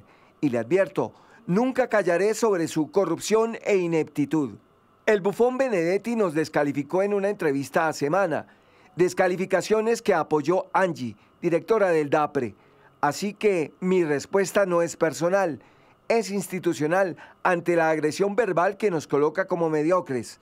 Apreciaciones que respaldó Angie, de malas. Esta fue la respuesta del ministro Armando Benedetti. No le he hecho nada malo para que hable así de mí, déjeme quieto. Pero además, el ministro Montealegre escribió en su chat personal de difusión. Cuando fui fiscal general de la Nación, tenía una relación cordial con Benedetti, relación que se inició cuando fui magistrado de la Corte Constitucional. Una noche, siendo fiscal, me atacó abruptamente en hora 20. Me cuestionó éticamente. Lo llamé inmediatamente y lo traté muy duro. Le dije que él era un delincuente. Se acabó la amistad.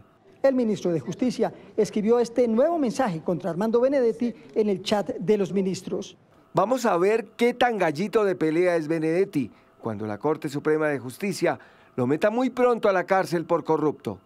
Por ahora, ni la Casa de Nariño ni los involucrados se han pronunciado sobre este enfrentamiento entre dos de los más poderosos funcionarios del gobierno Petro. 2 de la tarde, 32 minutos. Ante la sala plena de la Corte Constitucional se posicionó como nuevo magistrado el exdefensor del pueblo, Carlos Camargo. En la ceremonia, el alto tribunal envió varios mensajes frente al tema de la independencia y la defensa de la Constitución.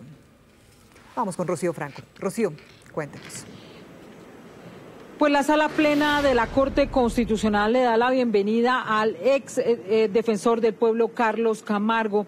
Ha señalado la Corte Constitucional a través de su vicepresidencia que es de vital importancia tener en cuenta que la justicia constitucional es importante en medio de discursos de odio y populismo que van creciendo. Esto fue lo que dijo la vicepresidenta de la corporación.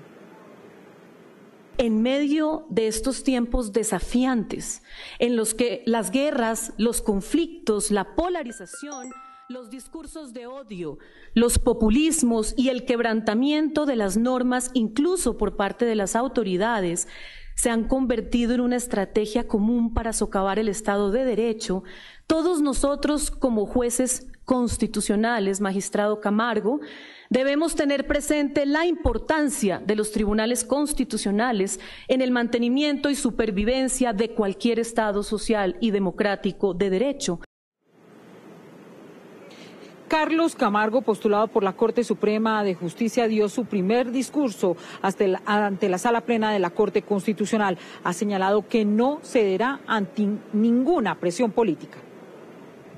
Dedicaré mi vida a garantizar la supremacía de la Constitución, a proteger la juridicidad que da coherencia al orden jurídico y a asegurar que ninguna coyuntura política, por intensa que sea, ponga en riesgo nuestros principios fundacionales. Mi compromiso será que la Corte siga siendo un dique contra el abuso, un refugio para quienes ven amenazados sus derechos. Con Carlos Camargo ya se completa la renovación de la Corte Constitucional y él recibirá lo primero, el expediente más importante que ha tenido la Corte Constitucional con respecto al tema del cumplimiento de todas las órdenes que ha emitido en materia de salud.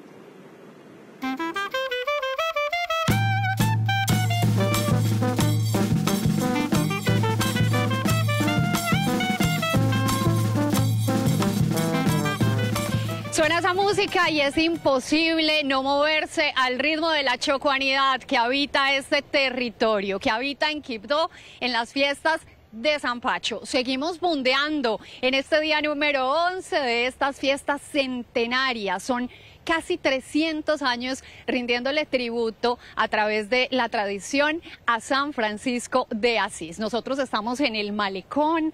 Detrás de mí el bellísimo río Atrato.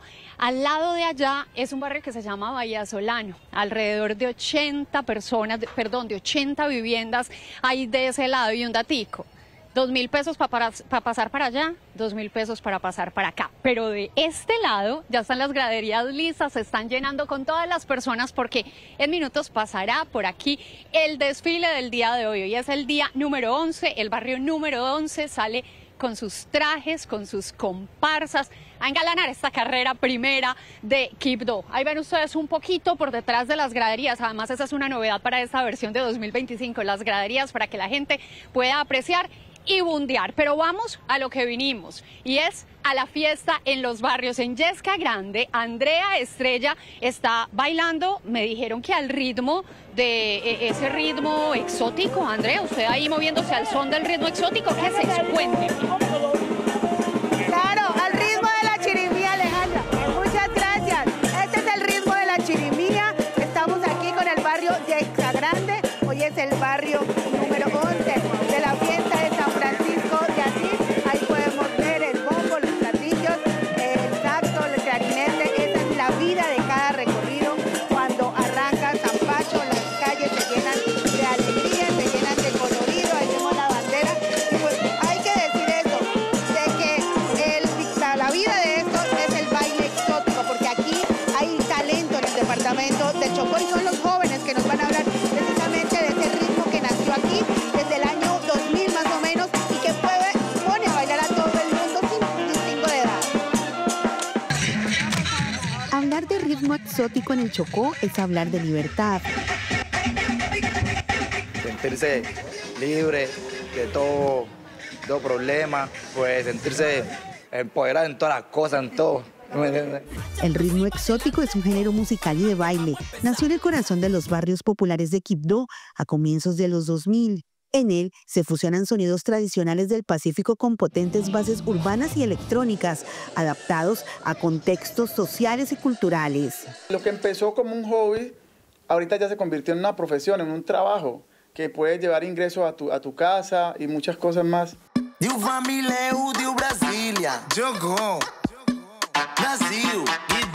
William Chocó es uno de los artistas que con sus bailes muy exóticos ha puesto a bailar a millones de personas en el mundo en TikTok.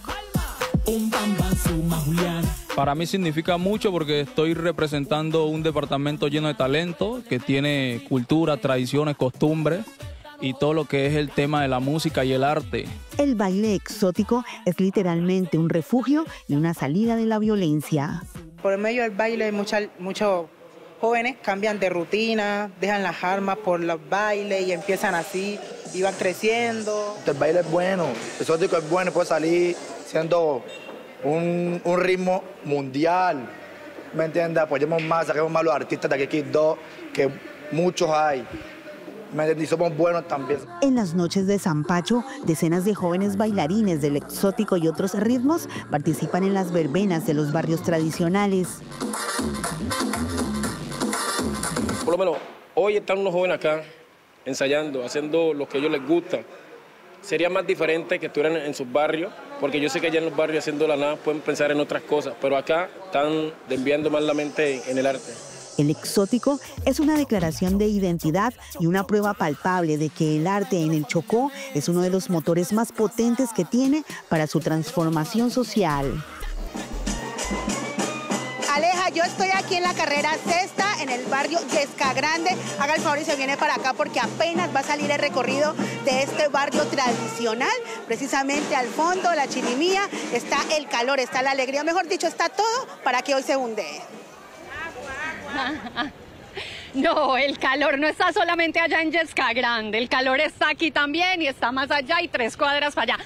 31 grados de temperatura, ustedes no se imaginan el calor que se siente en este momento y realmente es admirable ver cómo los chocuanos se movilizan en medio del bunde y el calor les sale por cada uno de los poros, pero no solo el calor, sino la pasión, porque es que eso es Zampacho y eso es Chocó, es esto, es color, es la Catedral de San Francisco, es fiesta, es tradición y eso del ritmo exótico es fabuloso. Y un apunte que quiero subrayar de Andrea Estrella, el arte aquí es una gran movilización de vida, el arte es la tabla de salvación de muchísimos jóvenes. Mire, esto es Zampacho, esto es Zampacho. Vamos a hablar a continuación de cómo hay jóvenes que han pasado del ruido de las balas al ritmo de la música. 3 historias. Un joven que siempre le hizo el quite a la violencia. Uno que huyó y salvó su vida gracias a salir de este territorio. Y un tercero que cuando pensó que había tocado fondo, fue su impulso para salir adelante. Solamente les digo, no se pierdan un detalle de esas 3 historias. Hey, hoy aquí empezamos desde Somos Arte, porque en Quibdó siempre el arte se comparte, porque somos el estilo y somos la ley. Hoy se presentan Axel Evans con GPN. Hey. Realmente sí somos arte para la paz, porque desde el arte siempre estamos buscando la forma de que los jóvenes entiendan que estamos haciendo esto por y para el territorio, pero también para nosotros como jóvenes, porque son más alternativas que solo salir a la calle a delinquir. Lo dice Víctor Serna Evans, conocido artísticamente como Axel Evans, un joven chocuano que se ha andado la ceca y la meca en el país buscando formación, oportunidades y un camino que lo aleje de la violencia que se ensaña con su territorio. Casi logro ser diseñador gráfico, me faltó un trimestre en el SENA y actualmente estoy en mi 9º semestre de lenguas modernas con énfasis en inglés. Leo manga, veo anime, veo películas. Soy de estar al tanto de lo que pasa en la ciudad, leer la Biblia, conocer de Dios. Todo eso sumado es lo que pues le hago a mi personaje esa capacidad que tú llamas genialidad. Sí, le dije que era un genio y no solo por su inteligencia, su fluidez y lo estructurado de sus pensamientos, sino porque durante años ha sabido hacerle el quite a la maldad que en medio de la falta de oportunidades en esta tierra resulta ser un dulce envenenado. Lo primero, saludar a la gente que está ahí, a los televidentes. Desde mañana ya va a salir el call. Hay bendiciones para la gente Caracol. Les presento a Johan Andrés Chaverra, GPM Soy, en el mundo del arte en Chocó.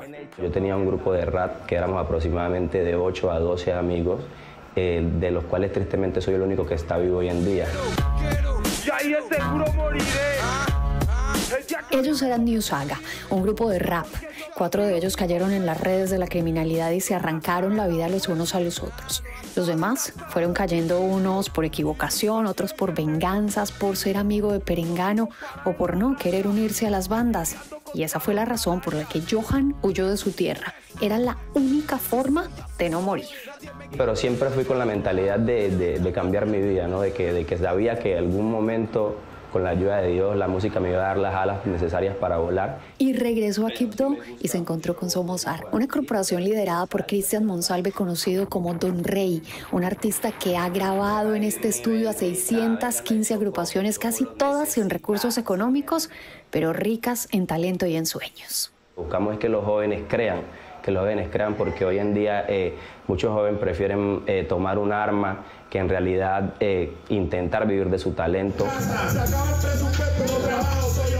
Y es exactamente esa la cruda historia de Brian. Mi nombre es Brian Daniel Rivas Martínez, tengo 17 años. Estoy acá porque en un momento de mi vida pues cometí un error que fue juzgado, digamos, por la ley, fue tomado como un delito. Brian está privado de su libertad en un CAE del ICBF, Centro de Atención Especializado para Adolescentes o Jóvenes que han cometido un delito. Yo quiero cambiar mi vida y llenarme de dinero y ayudar a mi familia, que la cuenta ya está en cero. Así es la vida, por eso yo quiero cambiar, porque yo toda mi vida estaba activo en la movida y eso no me ha traído nada, pura consecuencia van a acabar con mi vida.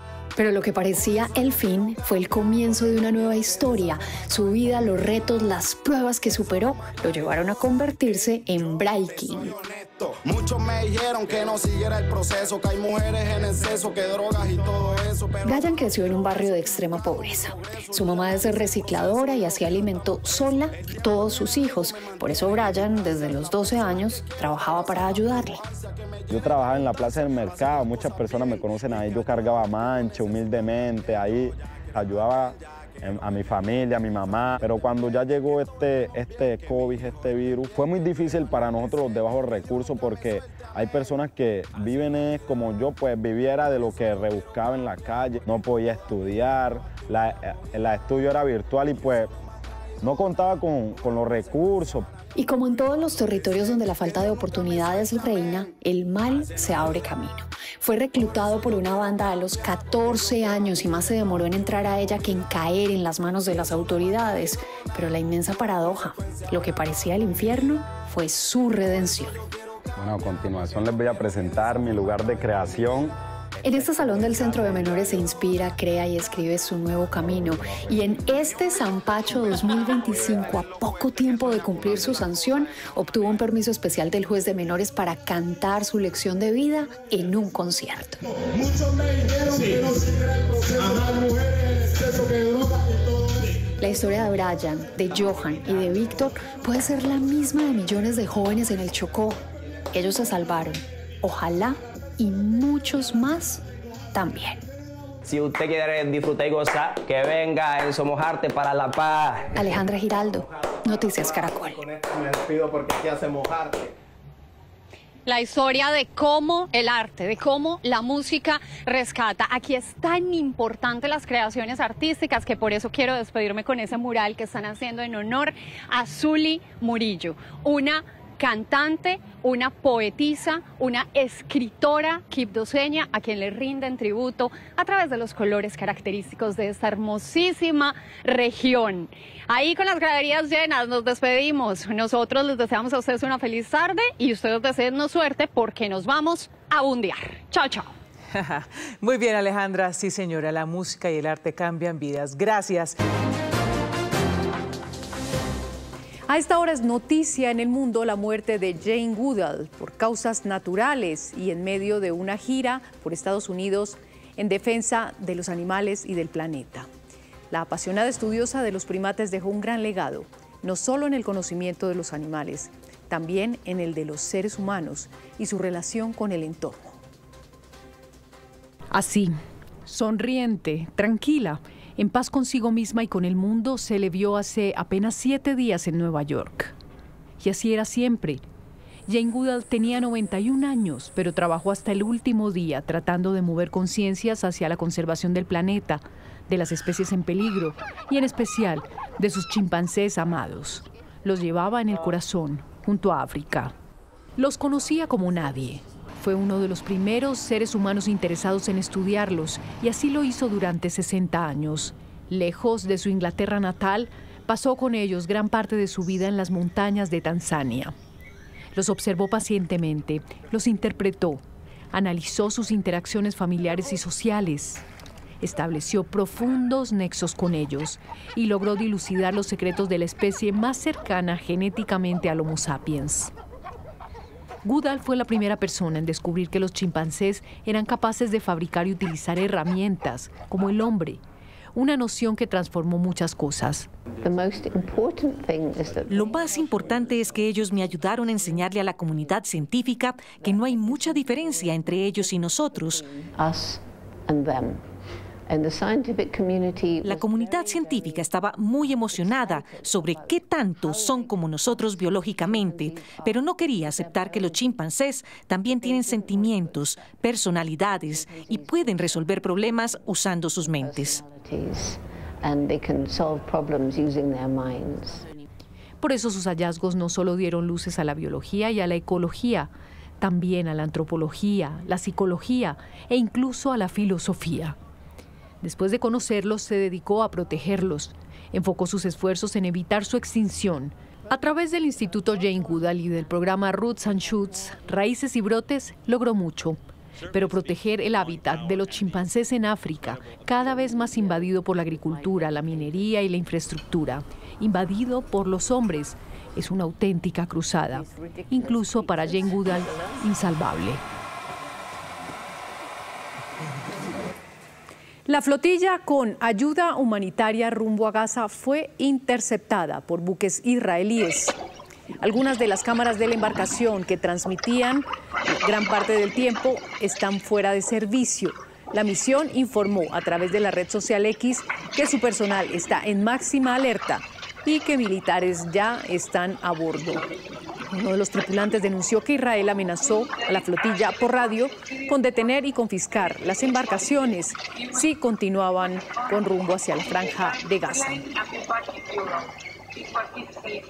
Gracias, Margarita. 2:57 p.m. Volvemos al plano nacional. Hoy creció la polémica por la discusión de la reforma a la salud en la Comisión Séptima del Senado. La gobernadora del Valle, Dilian Francisca Toro, hizo pública una dura reacción ante una declaración del ministro de Salud, Juan David Ríos. ¿Qué fue lo que pasó?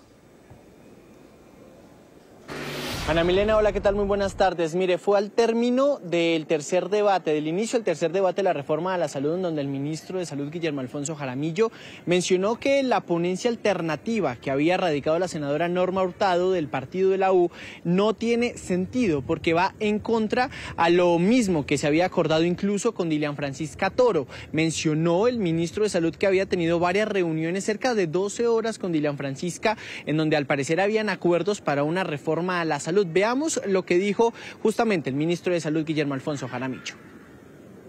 Con todo respeto, la senadora Norma, y con todo el respeto para ella es miembro de un partido político, es la persona que tiene como una jefatura de una importantísima mujer en este país, que es la doctora Dilian Francisca. Con la doctora Dilian Francisca me senté yo 12 horas, 2 días seguidos, y cada vez hemos atendido cada una de sus necesidades. Todo eso cambió. Entonces ahora las EPS manejan sus propias redes, las EPS son las que van a decir a quién hay que pagarle, las EPS no va a haber giro directo porque son las EPS las que van a decir cuándo, cómo y qué le pagan a una clínica, a un hospital.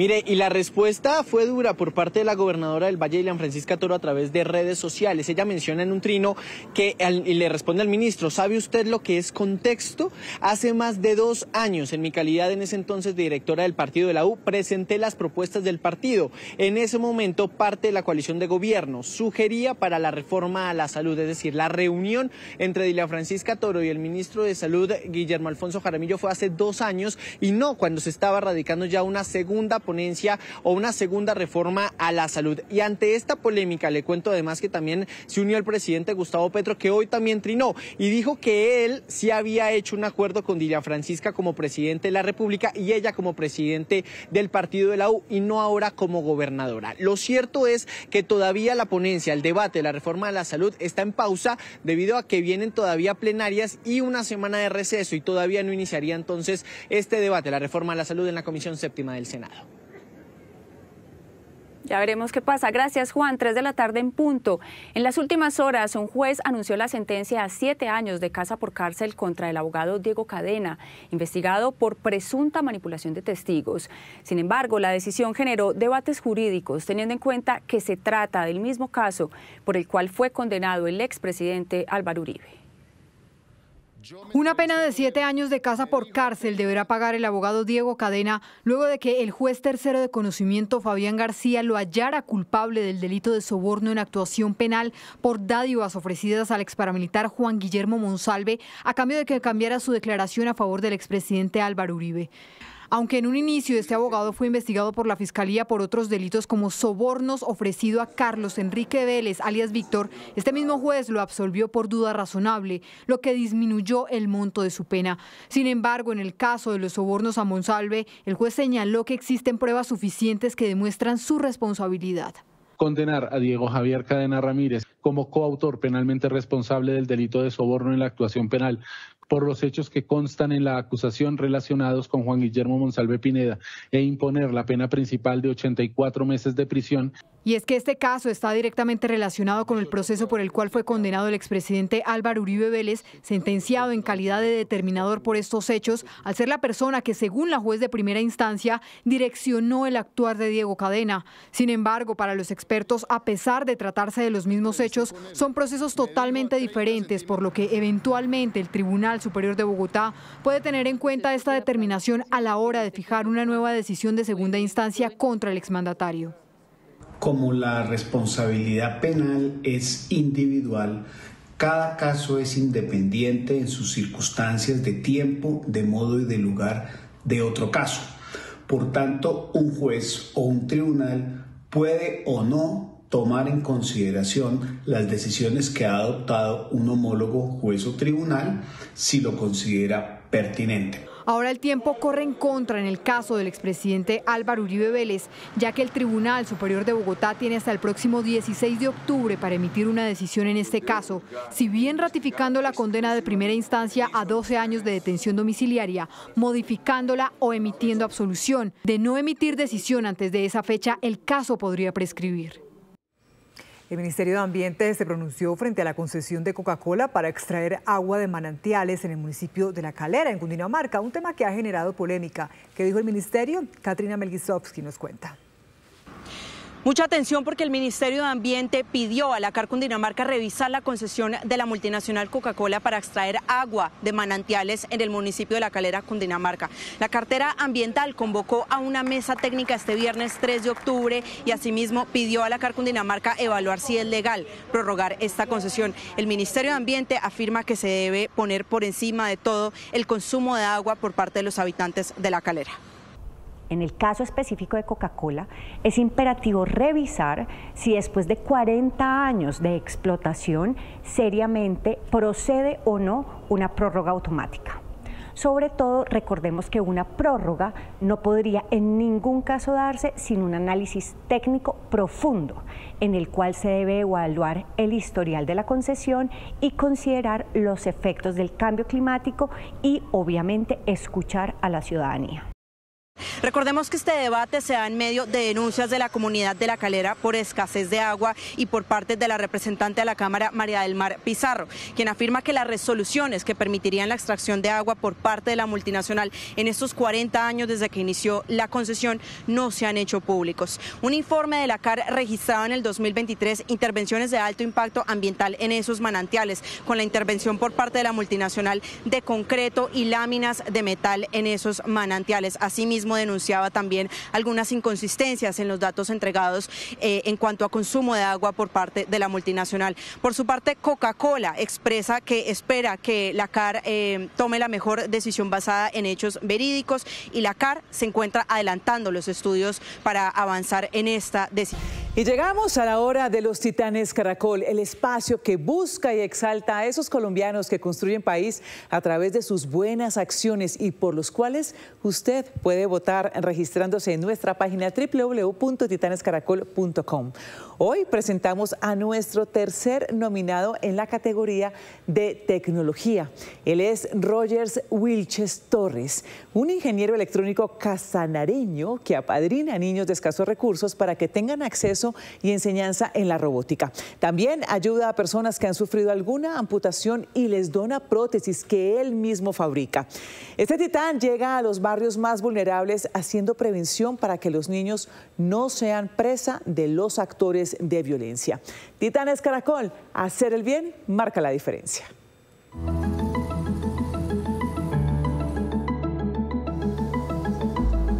Aprendo muchas cosas para el futuro.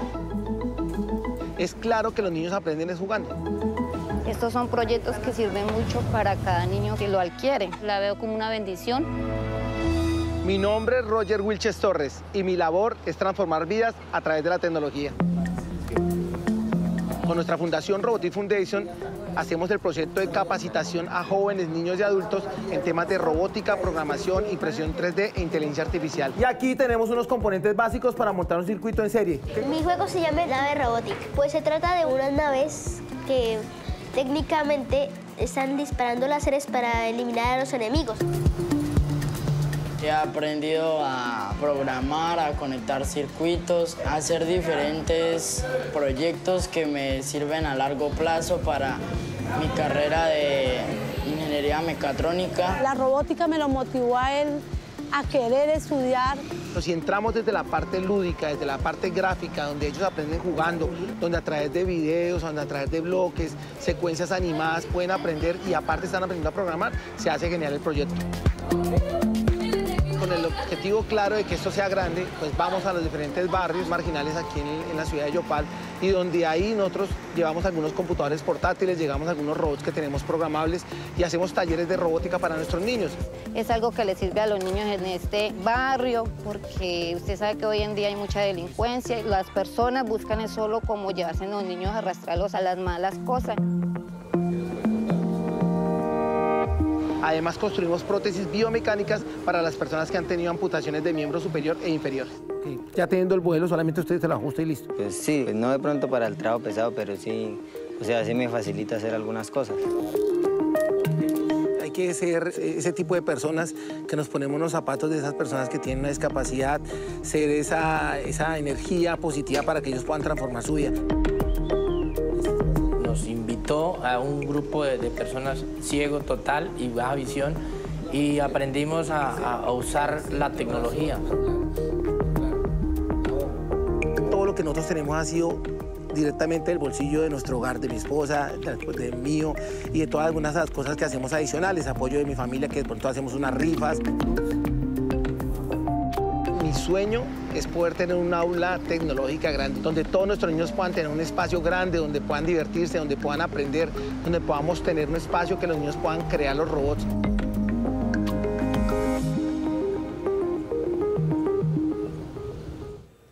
Al tener un centro tecnológico de última generación, Rogers Wilches espera beneficiar a más niños. También fabricar más prótesis biomecánicas con impresoras 3D a muy bajo costo para donarlas. Su sueño no es solo ayudar a los niños de Yopal, sino llegar a todos los municipios del Casanare. Titanes Caracol, hacer el bien marca la diferencia. A esta hora la noticia en Córdoba es el trágico accidente de tránsito que dejó lamentablemente 2 mujeres fallecidas y una persona más herida en la vía que va de Montería al municipio de Planeta Rica, Córdoba. Las víctimas fueron identificadas como Gilma Romero y Piedad Durán, una de profesión bacterióloga y otra exrectora de una institución educativa de este municipio del San Jorge cordobés. Las autoridades adelantan las investigaciones para determinar las causas de este accidente y envían recomendaciones a la comunidad para el cumplimiento de las normas de tránsito. A esta hora se conoce un pronunciamiento por parte de la Federación Colombiana de Enfermedades Raras que hace una alerta sobre una emergencia sanitaria que se está presentando en el país. Presenta las siguientes cifras. Dice que entre enero y agosto del 2025 han fallecido 1.501 pacientes con enfermedades raras, una cifra que ya supera los promedios de años anteriores y refleja un aumento preocupante durante este periodo del 2025. Este comunicado señala que de los fallecidos registrados entre enero y agosto del 2025, el 22% de estos pacientes correspondían a pacientes que son afiliadas a la nueva EPS, es decir, que 324 fallecimientos son de pacientes que pertenecen a esta aseguradora.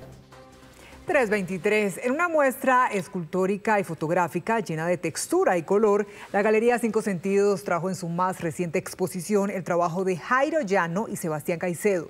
David Molina charló con los artistas sobre su exposición Realidades Alteradas.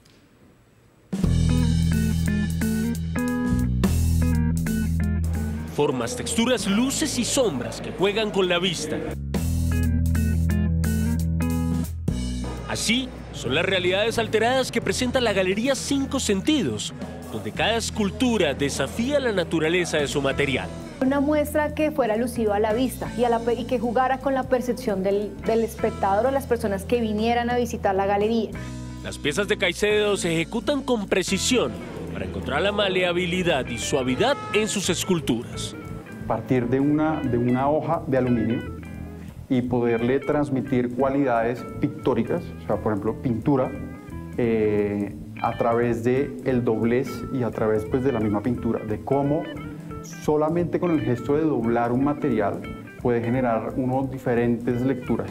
El arte de Llano, por ejemplo, se materializa en instantes, fotografiando esculturas que meticulosamente crea con capas de diversos papeles. Dedico tiempo en mi taller a organizar el papel. Yo creo que es como componerlo en el espacio para que tenga formas como las que ven aquí.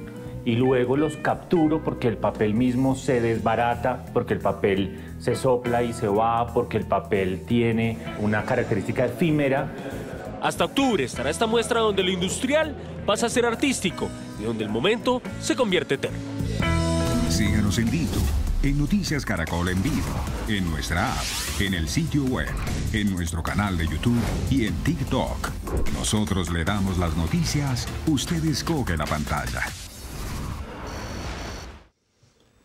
Y es momento de saber qué tendremos en Caracol en vivo, nuestra señal digital. Aleja, hola. Ana Mile, televidentes, muy buenas tardes y mucha atención porque a esta hora se están registrando fuertes combates entre el Ejército Nacional y la estructura Dagoberto Ramos de las disidencias, esto en Corinto, Cauca.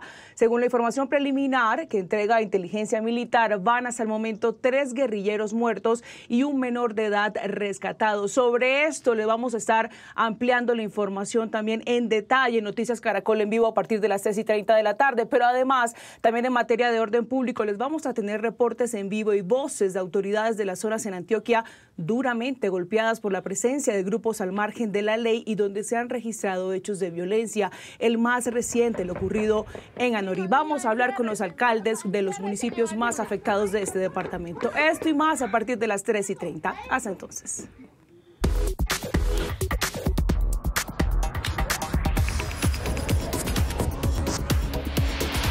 Muy buenas tardes, hoy comenzamos lo más trinado con un dolorcito en el alma, después de ver a nuestro primer protagonista, un perrito que sufrió una mordida y que lo hizo viral en las redes sociales. Tranquilos, esta historia tiene final feliz.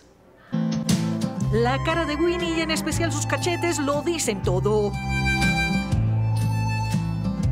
Esta perrita salchicha recibió una lección muy dolorosa por estos días al meterse con la serpiente equivocada, una cascabel que le clavó sus colmillos y la mandó a urgencias.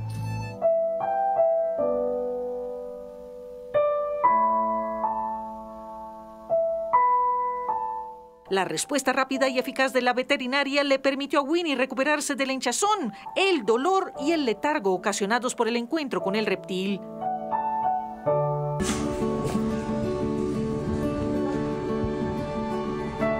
Winnie 0 Serpiente 1 escribió en TikTok Sean Peralta, la mamá humana de la mascota, al tiempo que mostraba sus progresos con la medicina suministrada.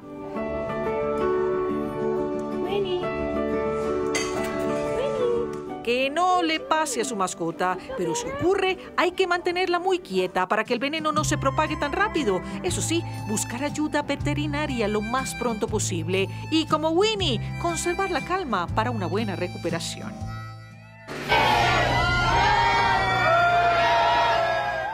Familiares y amigos de estos recién casados se tomaron muy a pecho la popular frase que lluevan bendiciones para los novios y la llevaron a la práctica de manera literal. No usaron arroz, pero sí una buena carga de papelito triturado para traer la fertilidad y la prosperidad a este nuevo hogar. Un ritual aplaudido por unos y criticado por otros que ha tenido lugar en la región italiana de Véneto. Al final, un video con más de 10 millones de reproducciones en Instagram y unos invitados dispuestos a dejar el lugar tan limpio como antes de la boda. ¿Y recuerdan a Maxwell Smart, el superagente 86 y su zapato teléfono? Pues ya le salió competencia, esta chancla móvil con la que unos futuros agentes del recontraespionaje han cautivado las redes. Les hablo de Kevin y Samila, dos niños brasileros que se divierten tomándose una selfie con una chancla 3 puntadas.